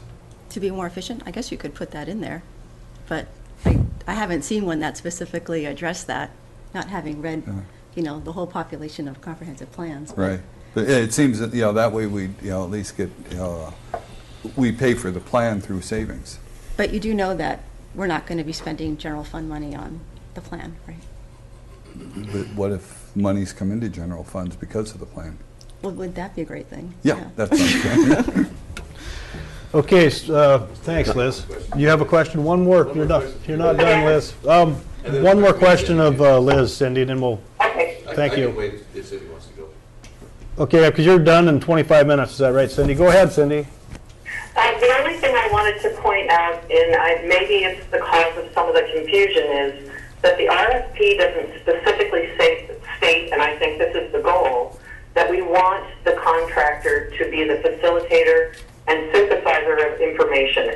And I'm wondering if it would help folks to be more comfortable with this process if that language was added to the RFP overall, so that folks realize that it can't go forward without public input input from our borough departments, but we've heard from the Land Selection Committee. They've said very clearly they need a comprehensive plan before they feel they can go forward with land selections.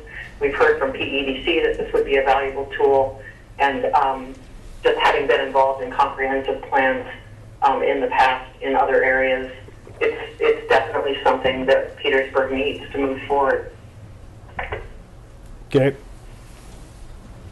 Kurt, you have? So I'll just tag on to the end of that one and say it wouldn't have to cost us $300,000 to do that, would it, if we were more involved in it? So we won't know any of these numbers until we get an RFP out there and let them know, right. Okay, so if we want A, then that's what this package is going to be, and B is going to cost this package and so forth. So I think we probably need to move ahead on this, at least in my own personal opinion, so that we can see what our costs will be. So. Is there a question in there? I agree with Is that an accurate statement? I think so, yeah. That was my question. Okay. Would that be an accurate statement if we said that? Yeah, I mean, would that price vary depending on what was in there, obviously, yeah. That answer your question, Kurt? I guess so. As clear as it's ever going to be. Nancy? Is this RFP going to be sent to anybody locally? I can jump in, Liz. Sure. I mean, our normal process is to publish it on the website. Oh, I see. Yeah, I mean, and I'm not aware of the expertise on this island for this, but I mean, if somebody happens to be here and wanted to bid on it, we would definitely take that into account. Generally, for this kind of an action, and Bob, I'm jumping ahead on one of your questions about, you know, the issue of differing expertise. A community as complex as Petersburg is going to involve somebody maybe driving or facilitating it, and there's the likelihood of it being, of other pieces and parts being subcontracted is pretty high. Meaning, we start talking about harbor infrastructure, you're not going to find too many planners that know much about it, so they're going to end up most likely working with the harbor board, GLOW, and maybe even an outside engineering firm to do those kind of evaluations. I'm guessing, I mean, I suppose we could come across somebody that really knows all of it, but you end up with a lot of expertise being brought in by whoever you choose, and if it's set up like it is today, you're going to one person and you're saying it's your job to figure this out, what experts you need.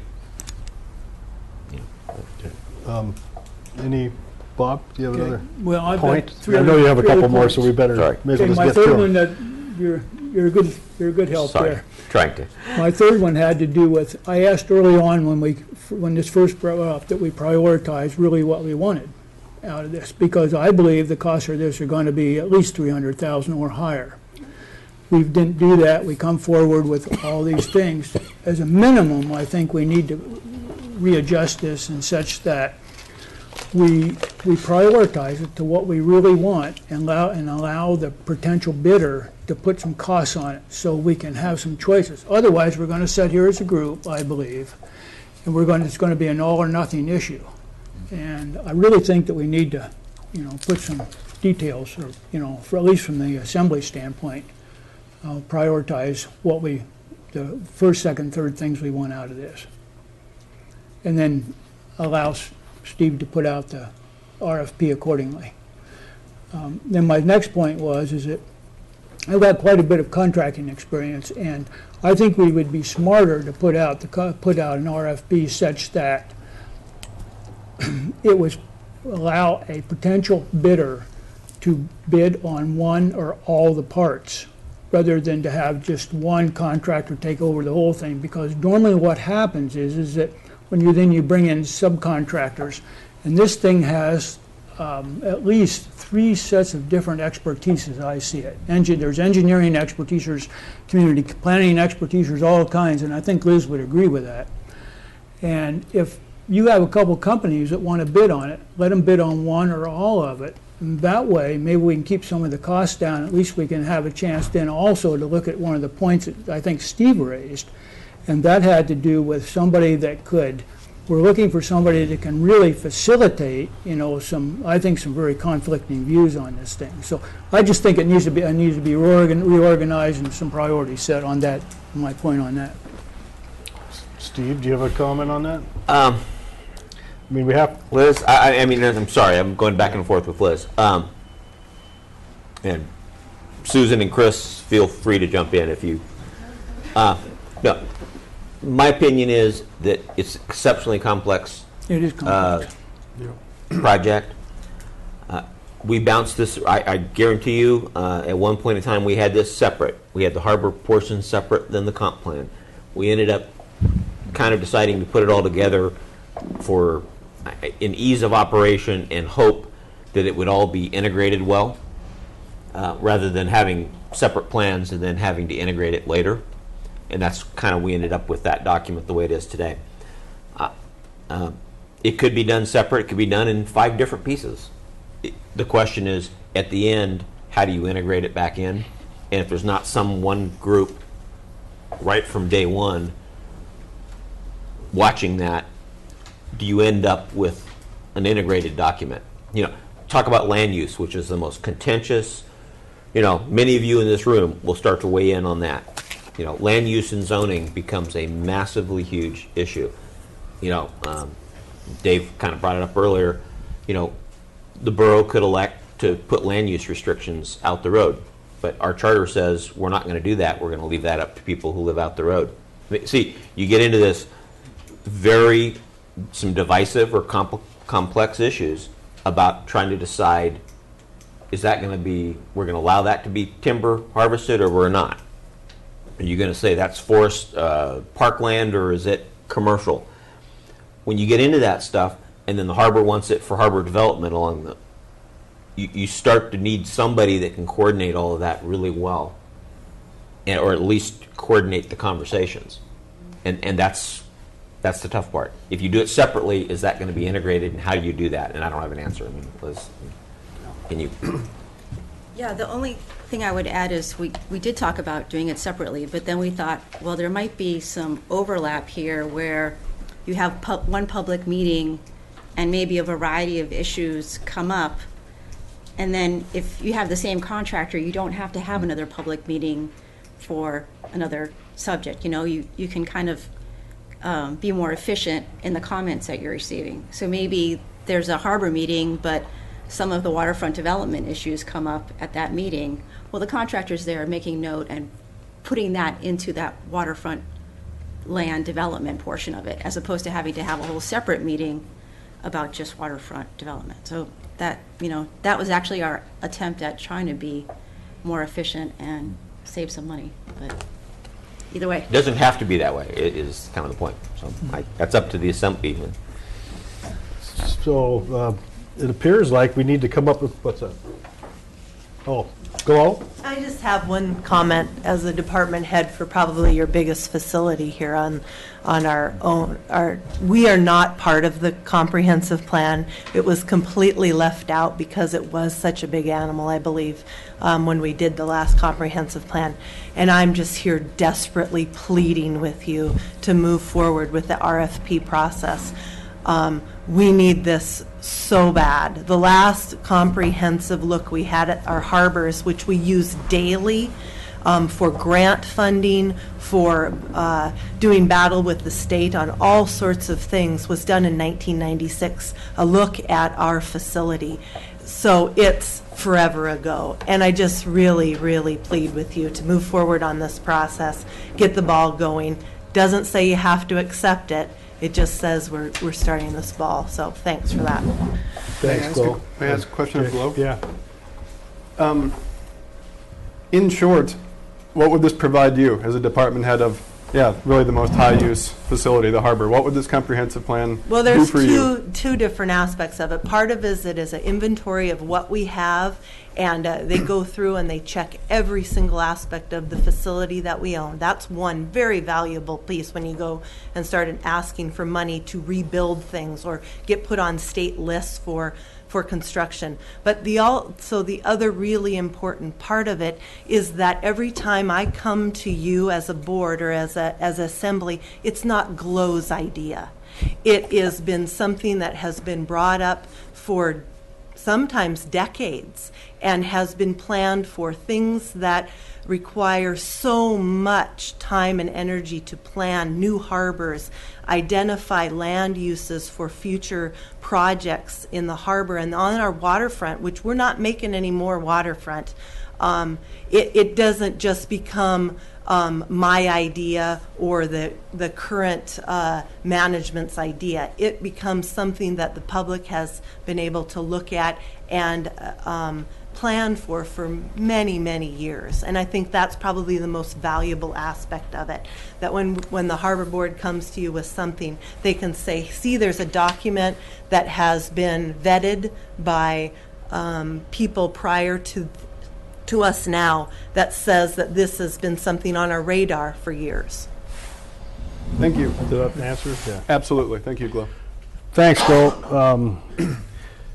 It seems like if we want to change the way this RFP is going to be presented when it's sent out, we need to make some amendments to it or get a group of people, a couple from the assemblies with the manager, bring it back to us again if we're not going to agree with this, or either that or sit here right now and go through and amend what we don't like. And if we could get agreement from the assembly, then it'll be a done deal. Otherwise, I could see it taking a while. Well, I'd make a motion that we amend it along the lines of what Cindy suggested, that we use them as facilitation and spell out specifically, what we want. We want them as a facilitator, and then what do we want then as a document? Do we want a document from them, or are we going to do an internal document? I guess that's the other question I'd have as part of that motion. I don't know. Cindy, what was your thought? Are you here? I had to get it off mute. I would assume that the contractor would also be doing a synthesis of the information that the public provides and that the borough department heads provide. And so they would provide a document back accordingly with that? Is that your thinking? They would be the author of the document using the information they garner from the borough and from the public. Okay. Well, I would make a motion to that we amend it to do, just exactly what we were talking about or what Cindy's talking about. Do you have that in some kind of written out, Kathy, where you could read it to what? Yeah, to amend the RFP request to put the emphasis on facilitation and to provide a document based on comments made by the borough and the public. Yeah. And we'll keep the same list of, like from harbor master plan, zoning, municipal land selection, housing, waterfront, all of that wording will stay the same.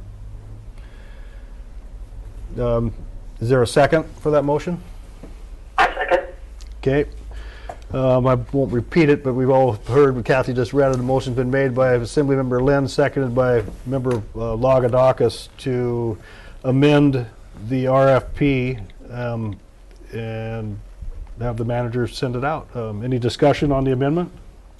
Jay? Yes, please. I can't find the exact wording right now. How is that wording differently? How is that worded differently than it was 30 seconds ago? What's the difference here? There is no language, Mr. Mayor, I'm sorry. That's there fine. is no language in the current RFP that describes that the contractor will be the facilitator of the process and that they will synthesize the information gathered from the public meetings and other mapping efforts and other efforts. Yeah, I would concur with what Cindy said. Does that make sense, Jay? That explains why I could not find the information. Thank you. Okay, it wasn't there. All right. Yep. Okay, any more discussion on the way we're going to amend this RFP before it gets sent out by the manager? May I ask a question, ma'am? Sure. Liz, do you feel you could make that change to this RFP?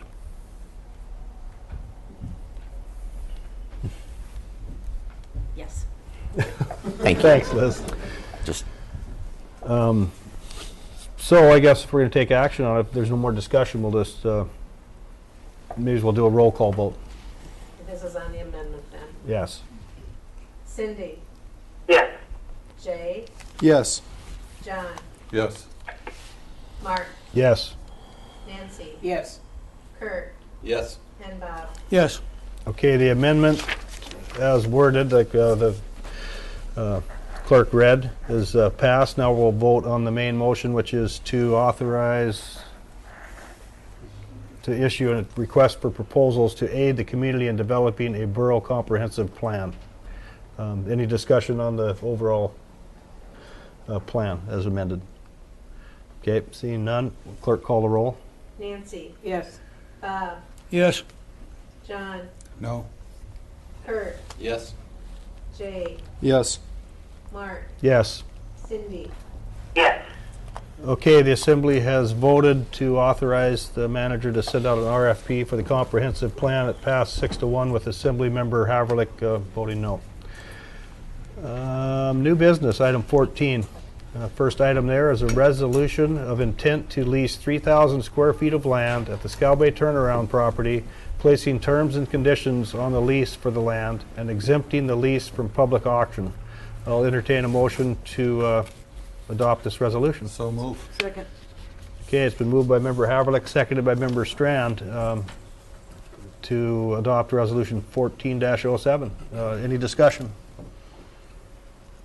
I believe this is the lease that Mr. Murgis was talking to earlier, and he has the adjoining lease. And he was in support of it. Kathy? I just wanted the Assembly to know what steps we take next. If you approve this preliminary approval that you're going to go forward with it, we'll get a surveyor to actually mark out the 3,000 square feet. You get a land value from the assessor, and that's what Mr. Berry would be paying his annual rent to us on, based on that assessed value and taxes. So once all that's done, once it's surveyed, and we all know all that information, we'll come back at a final resolution where you actually grant the lease. So it'll take another 4 to 6 weeks to get that done, the survey. Okay. Do you want to comment at all, Steve, on the lease? Don't have to. So. Okay, so Mr. Mayor, I've yes. got one question pertaining to this. What's the duration of the lease? It probably depends. I'm not sure. That Kathy? one is different, Kurt, if you remember, the one we have with Mr. Murgis Island Ventures is different from all of our other tideland leases. It's on a 5-year basis. It's a little different. This one will be developed the same way as Island Ventures. They can't automatically renew. That's one of the clauses. Like our other ones do automatically renew. The other thing that's contained in this lease down at Scow Bay is if there's any public need, immediate public need for that area, they understand they have to move out. And that is different from our other leases too. John? I have a question for Steve. Steve, will you be expecting the borough to make any improvements, modifications, changes to this area? No. Okay. Thank you. That was Steve Berry, the person that's applying to lease the property. He said no to Mr. Haverlick's question. Any more discussion? Okay, will the clerk call the roll? Cindy. Yes. Jay. Yes. Yes. Mark. Yes. John. Yes. Nancy. Yes. And Kurt. Yes. Okay, Resolution 1407 passes unanimously. Okay, that brings us up to communications. We have a couple items that I will read today. One of them is questions presented to me or to the public, or it's not addressed to anybody, but it was in an email form, and now it's printed. This is from Dave Beebe, City of Kupernoff. And this is in response to the timber sales on the island from the university and the Division of Forestry. And I'll tell you right now that I'm not personally going to answer these questions. If you can answer them in your own mind. If someone thinks they should take action against me for what I've done, then because I did something wrong, then just proceed. Number one, who was the mayor of Petersburg Borough representing in his support for a timber sale which impacts the entire borough and visiting public in a non-public meeting of borough and state officials prior to any discussion with the assembly, borough residents, and the city of Kupernoff? Now, just one little thing I could add to that is these meetings take place all the time. Not that any major people come and want say what they're going to do on a certain project or something, even DOT or anything like that. We have just informational meetings. Had the mayor fully apprised himself, this is question 2, prior to his support of this timber sale, of the potential consequences of logging on unstable slopes as it relates to public safety and the fiduciary risk to the borough? Number 3, on what basis could this support be justified without knowing the details of the detailed plan of operations? These details would not be disclosed for months to come, and after all, in those details reside the only valid source of informed public comment. Number 4, why would the borough mayor, given the opportunity to be among the first of the representatives of the borough to be aware of the timber sale, choose not to participate in the official comment period of these timber sales? Number 5, why would the borough mayor fail to disclose to the assembled public and assembly members in the only meeting within which an agenda item existed which related to the timber sales and assembled impassioned testifiers that the mayor had already supported the sales on their collective behalf without their knowledge? And like I said earlier, I mentioned in that meeting that I was representing myself, not the borough. I'm the mayor of the borough, I realize that, but it wasn't a position of the assembly.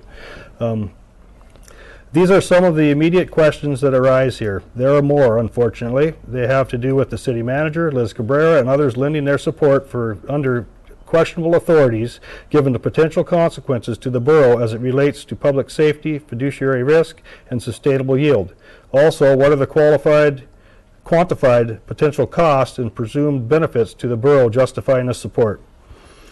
Were it not for the arbitrary restrictions placed upon the public testifiers, there may well have existed an opportunity for public testimony to actually fully apprise the borough assembly members of the full range of these public concerns, which is an essential, dynamic, central to the functions of representative democracy. So there's that piece of communications from Mr. Beebe. The next one is from Papik Logging. Excuse me, I had to wet my whistle there. To whom it may concern, and this letter was dated May 27th, 2014. Papik Alaska Logging Incorporated worked on Kupernoff Island, Lindenberg Peninsula from April through November last year on the U.S. Forest Service Tonka timber sale and is currently working this site. It has been brought to our attention that there is a misconception that we are not supporting local business or contributing positively to the Petersburg community. Our company, as well as the timber fallers of Timberwolf Cutting, is based out of Craig on Prince of Wales Island, only a short distance south of Petersburg. We are not from out of state. More like neighbors than strangers. Hopefully the following statements of fact will clarify any questions of our integration with Petersburg. Our operation involves a camp housing up to 24 employees and has employed 11 locals of Petersburg. Furthermore, we rent housing for 2 more employees from Petersburg residents, as does Timberwolf Cutting for their 18 employees. All our fuel is provided by Petro Marine, and all our freight is handled by Alaska Marine Lines and Lituya Fuel and Supply. We get over half of our food and supplies from Hammer and Wecon for camp, and the employees purchase individually as well. Pacific Wing primarily provides our flight service and sometimes Nordic Air. We are purchasing from Harborway Parts, Rockies Marine, Southeast Island Fuel, Piston and Rudder Service, Russ's Jugs, Cascade Towing, and Arrowhead, just to name a few. We stay at the Tides Inn, Scandinavia House, but it's Scandia House, and eat at Papa Bear's Pizza. We pay for mortgage at the Port and Harbor Department and for utility services from the Borough and AP&T. In closing, I can easily track over $500,000 spent in Petersburg just by this company alone. That doesn't include wages paid to locals employed, the spending of employees for personal purchases, nor is it a figure contributed by Timberwolf Cutting, Viking Lumber Mill, or Columbia Helicopters, of who are all purchasing goods and services from the residents and businesses of Petersburg. This is over $500,000 from one single logging company, and we are not done with our season or the job in its entirety yet. So if there are any further accusations of logging on Kupernoff Island using the local resources without contributing back to the community, I ask you to look at the facts before deciding the validity of such a statement. Thank you for your time and consideration. And this is from Kate Langford, office manager. And this is actually to contend a comment that was made at our last assembly meeting.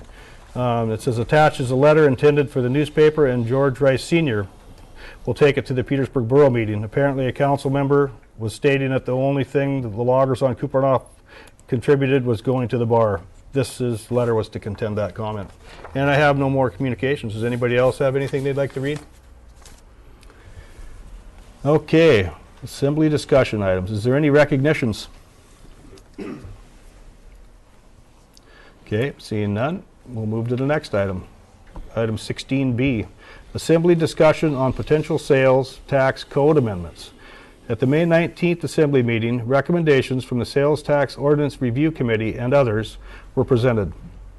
If the assembly wishes to place any sales tax proposals on October's municipal ballot, firm decisions need to be made in the very near future on what to bring forward to the voters.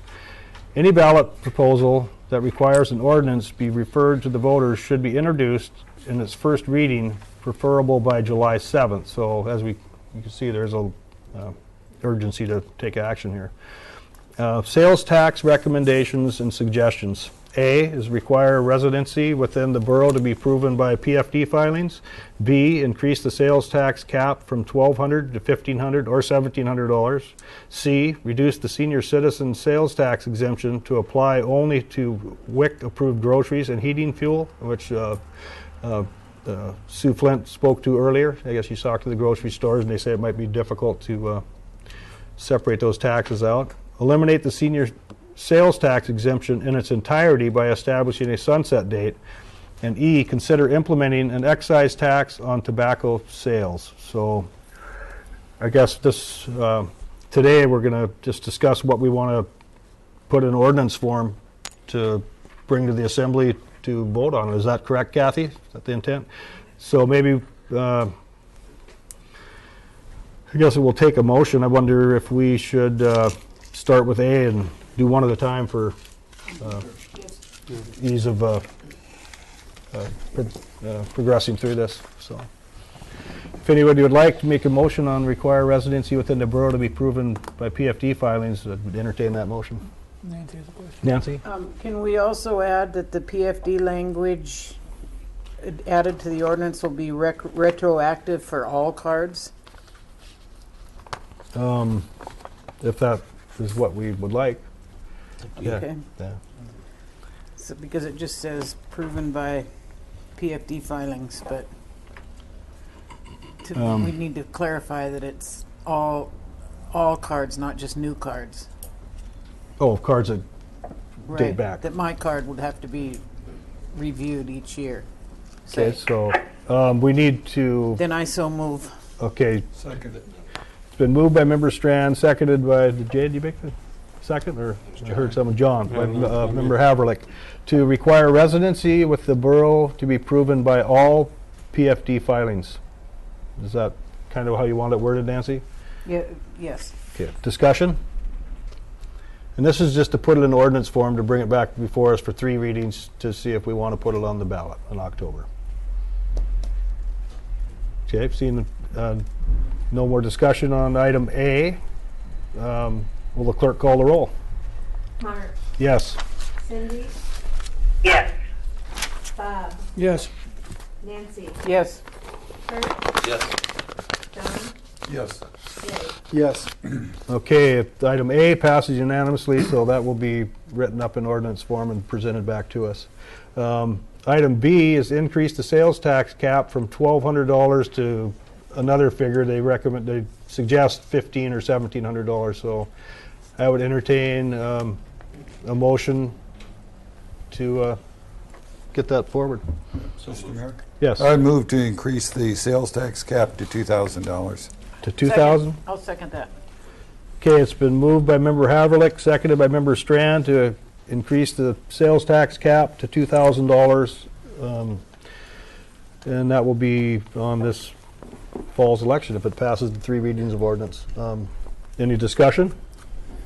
Sure. If I may. Yes, Jay? Yeah.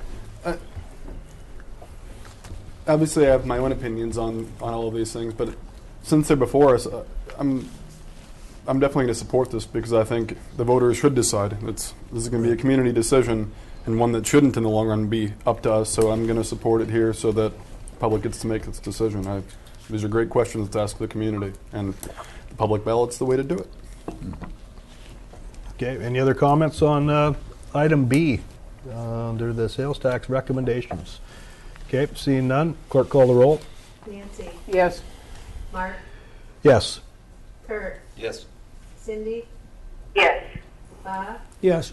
Jay, Yes. John. Yes. Okay, item B passes and will be presented back to us in ordinance form.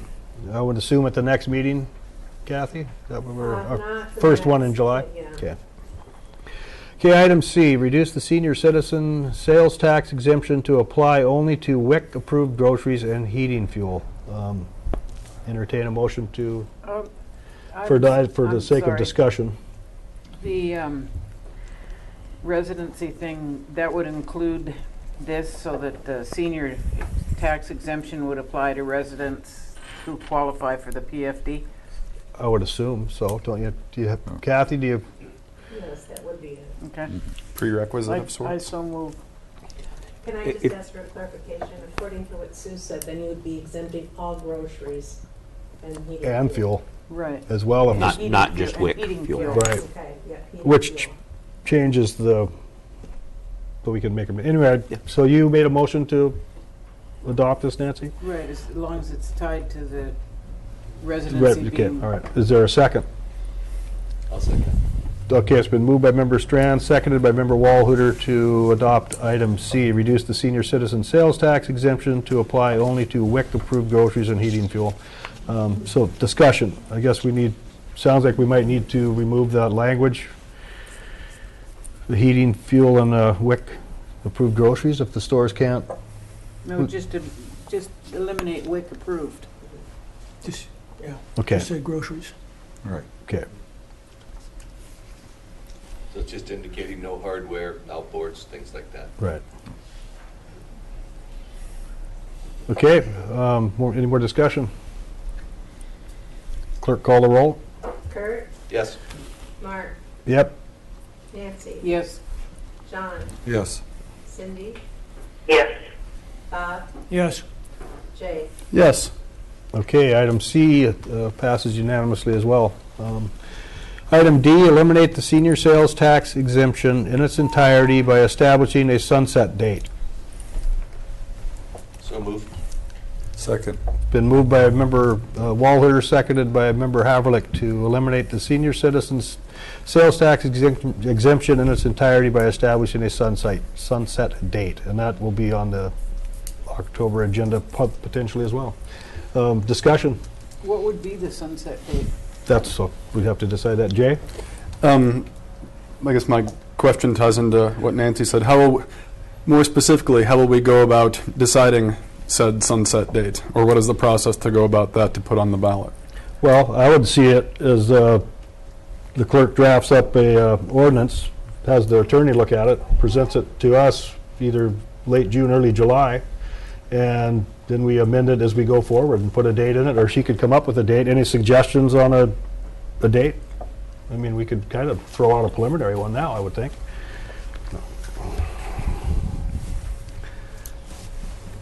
Kurt?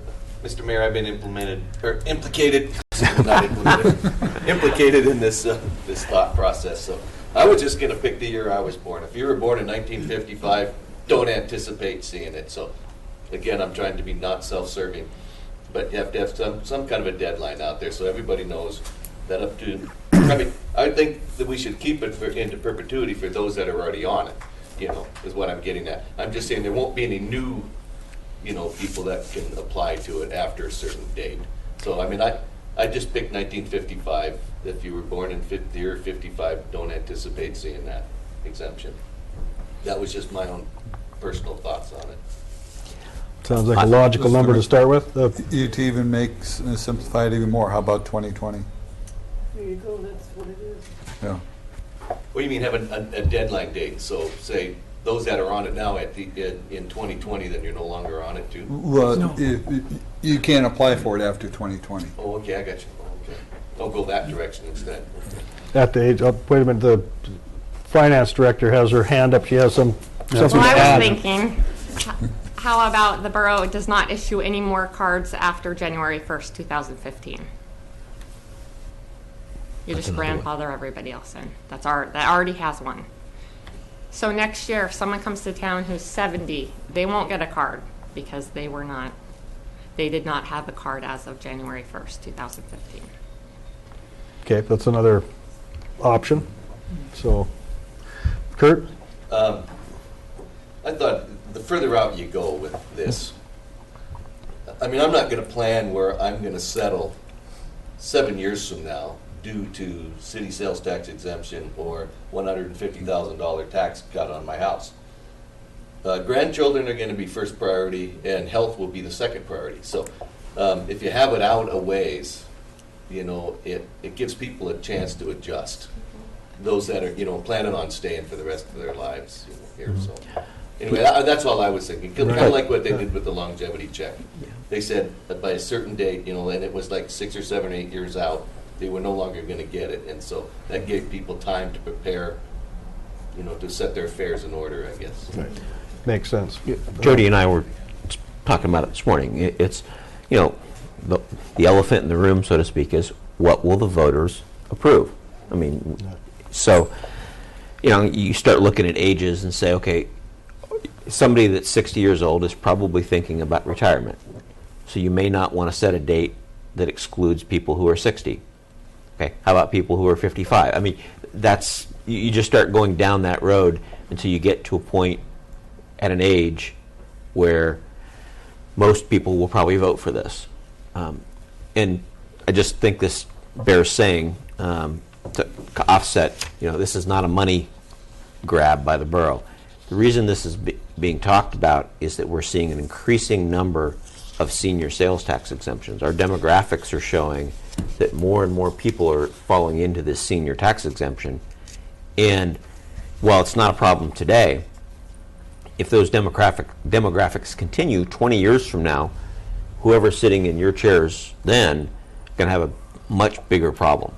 So what we're recommending to the assembly is, in the community as a whole, let's try to solve this problem today so that 20 years from now, people following you aren't going to have this big problem. So that's why it's okay to grandfather this and pick a date and time that it expires. Again, we're not looking for more revenue tomorrow or next year or the year after that. This is a way to maybe protect revenue down the road so it doesn't get so out of hand that the borough can't continue to have the quality of life that people here expect. Okay. Mr. Mayor? Yes. Go ahead, Cindy.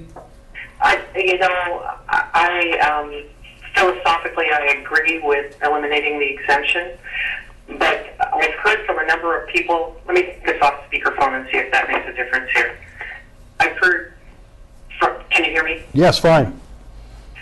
From a number of people who say that having that exemption is important to them, and if we have reduced the senior sales tax exemption to just groceries and heating fuel, will that still provide enough revenue to the borough and give the tax break to folks that need it? I know that Wrangell doesn't have the senior sales tax exemption, but I'm a little reluctant to just completely eliminate it altogether. And so on that particular one, I think I would be voting no. Okay, thank you for your input. Bob? Over the last 10 years, I've probably done 3,000 or 4,000 hours of work for people both within town here and outside of freebies. And I can tell you, there are a lot of people who are in need around here, who don't have a lot of money. And I couldn't even begin to vote yes for this latter one. You know, we've already taken a step to reduce the other folks. One winter, I was in town here. It was one of the bad winters about 4 or 5 years ago. An individual approached me, came across the street. I was working on a house for a handicapped person, and they said, would you come over and look? So they said, Sonny, and you know I'm not a Sonny when you look at me. Would you come over and help me? I don't have any heat in the house. So I went over and looked. The problem was there was no fuel in the tank. The individual says to me, I don't have any money. My Social Security check hasn't come in. well, I got the problem taken care of, but there are a lot of people in need here, just on the basics. And I have a hard, I'm with Cindy, I could not vote on this one at this point. Okay, any more, Jay? On this particular, the sunset one, as the youngest member sitting here, I don't think my opinion's relevant to be the broken record. I think it's important to let the citizens of Petersburg decide. So I'll be voting for it. I don't think it's our decision to make, and I would much rather put it to the citizens of Petersburg. Any more comments?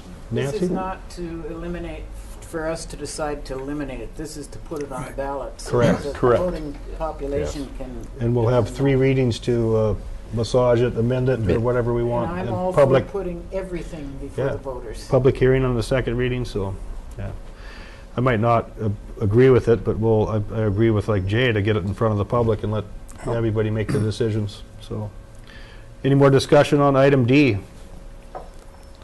Yeah, I just came up with the wording just for the conversation's sake, you know. I mean, I am not gonna die on this hill one way or the other, you know. We'll let the public decide, you know. Hopefully we'll have a lot of input from the public, you know, when it comes to this particular item. And maybe, I know for a fact, somebody will come up with a better idea than mine, so. Anyway, that just had to be said. Any more discussion? Clerk call the roll. Kathy? Just for preparation's sake, it's going to be easier for us to prepare something, projecting it out, saying as of January 1st, 2020, there won't be any senior citizen exemptions. Any new ones issued, or just any period? Well, that's a sales tax exemption. If I may, I've got some ideas on that, Yeah. Kathy. Yeah, Okay, I think thank I you. can help with the language on that. If we've got some alternatives, then we'll bring them forward. So, point of clarification, we're voting on using currently 2020 as language. Is We're that what we're doing voting here? They'll just draft up the ordinance and then And we'll get, and then the assembly will debate this as far as those dates. That's the first official document we'll see. Thank on it. Anyway, item D. There's no more discussion. Will the clerk call the roll? Kurt? Yes. Nancy? Yes. Bob? No. Cindy? No. Jay? Yes. Mark? Yes. And John? Yes. Okay, it passes 5-2 with Assembly members Lagodakis and Lynn opposing it. The last item is consider implementing an excise tax on tobacco sales. So I'd entertain a motion to that. Nancy? I'll move. Okay. It's been moved by Second. Member Strand, seconded by Member Walhooter to put on this fall's ballot, consider implementing an excise tax on tobacco sales. Discussion. Nancy? I have long advocated for this, and I quit smoking when the state put that first extra $1 per pack on cigarettes, and I quit. And I think it is a deterrent to increase the cost. I've long advocated for the tax on tobacco products, and I think that additional tax should go into the general fund to be dispersed as needed from there. I don't think it should be earmarked for any department or so just but it should be on the ballot. Okay. Any more discussion on yes. Yeah, I would, as Jay discussed earlier, and as the study showed, the bigger the deterrent, the better, the more impact. So I would suggest that excise tax be $2 per Sure, pack. that's a starting point for the ordinance. Mhm. Yeah. Not only does Anchorage charge a tax on cigarettes, they don't have sales tax. And when they increased their tobacco tax the last time, there was such a shortage of funding that they were having a budget crisis. So it works. And whether people go out to the valley to buy cigarettes or whether they quit, I don't know. But Anchorage, when they last increased their cigarette tax, they had a budget crunch. So. Okay. Kurt, did you want to comment? No, I thought you raised your hand. I just wish I was as eloquent as Jay about saying how to put this before the public and let them decide on it. Yeah. I mean, this is a moral issue more for me than anything. So, Jay, do you want to comment? Just a question. It said a pack of cigarettes. Are we also including smokeless tobacco in this? Tobacco products. Okay, all tobacco sales. products? Yeah. Okay, I'm reading that. Yeah, then my only suffix should be which will let the citizens of Petersburg decide. Okay. If there's no more discussion, will the clerk call the roll on item E? Nancy, Yes. Bob, Yes. John, Yes. Kurt, Yes. Jay, Yes. Mark, Yes. Cindy. Yes, and I'm signing off. Okay, thanks for participating. Okay, item E passes unanimously. And then there was an amendment to today's agenda to add 2 items Thank you. by Member Haverlick. The first one is liability at Banana Point, and pretty sure he's talking about the borough's liability if there's landslides or injuries or whatever to the borough, right? Yeah, Mr. Mayor, it was just a question. Knowing that that's a hazardous slope and it's on in our borough, do we have any obligation? Do we have to put signs out if it's logged saying this may be a dangerous area? I don't know. So I just want to be covered. Okay, Steve, do you want to respond? I know you did in the... I can. I'll give you my opinion, but I want to clarify it up front. I'm not an attorney nor an insurance person. This is just past experience and a lot of years in the business world and such. The borough does not own the property being logged. We're also not the contractor doing the logging. Therefore, our liability is exceptionally limited. It's a state-owned property. They have their own liability insurance policies. The contractor, I'm assuming if they're following state purchasing rules, and I'm pretty sure the university would have a whole section in their contracts on liability insurance and bonding and issues related to public as well as even personal liability related to the employees that are on the job site. So I do not feel the borough has any liability, but I'm not an attorney nor am I an insurance person. So if the assembly wanted a more informed decision, you would need to send this to the borough attorney and have them research it and provide an opinion to you. Steve, the reason I ask is because the recent problem at Oso, some contribute that to logging a hillside. Some say that people were told you're not allowed to live there, or build there, whatever. And since we were informed that this is a hazardous area, that's why I'm questioning this. And when the road got wiped out in Wrangell, I don't know who paid for that. And the water shedding cake, I know Uncle Ted ended up getting federal money of $1.3 million to replace that. So that's why I'm wondering who pays. I can't. I'm not. I have nothing else to say other than what I've said. Okay. Just in the sense that well, that was my only concern. We don't own the road. We don't own the land. The contractors are not hired by the borough. We don't own Banana Point even. I mean, that's a state state facility. So reality is my guess is the attorney's going to come back and say if there is any liability, it's very, very limited. But that would take the attorney, not me. So, but the assembly would have to ask us to, and we could send it to Jim to research. Okay. So the other discussion item was ability to tax logging.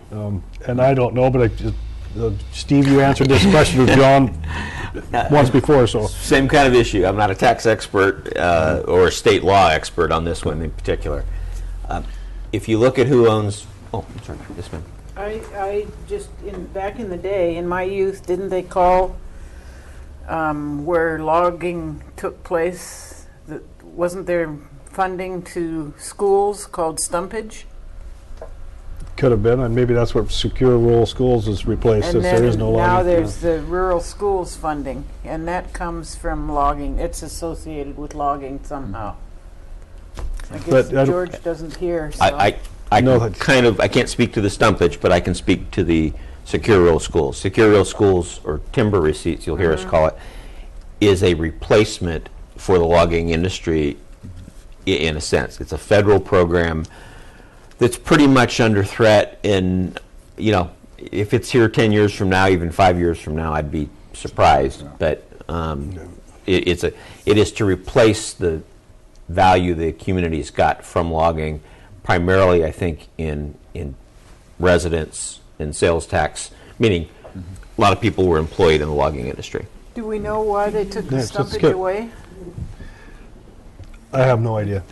Bob, would you Yeah, I know? wanted to add, make an amendment to what Steve said. It included all resources. So that included mining, recreation, everything. So there was a portion of those fees came back to the area of which they were made in. Didn't necessarily have to be a Metcalf, but it had to be here on the Tongass, yes.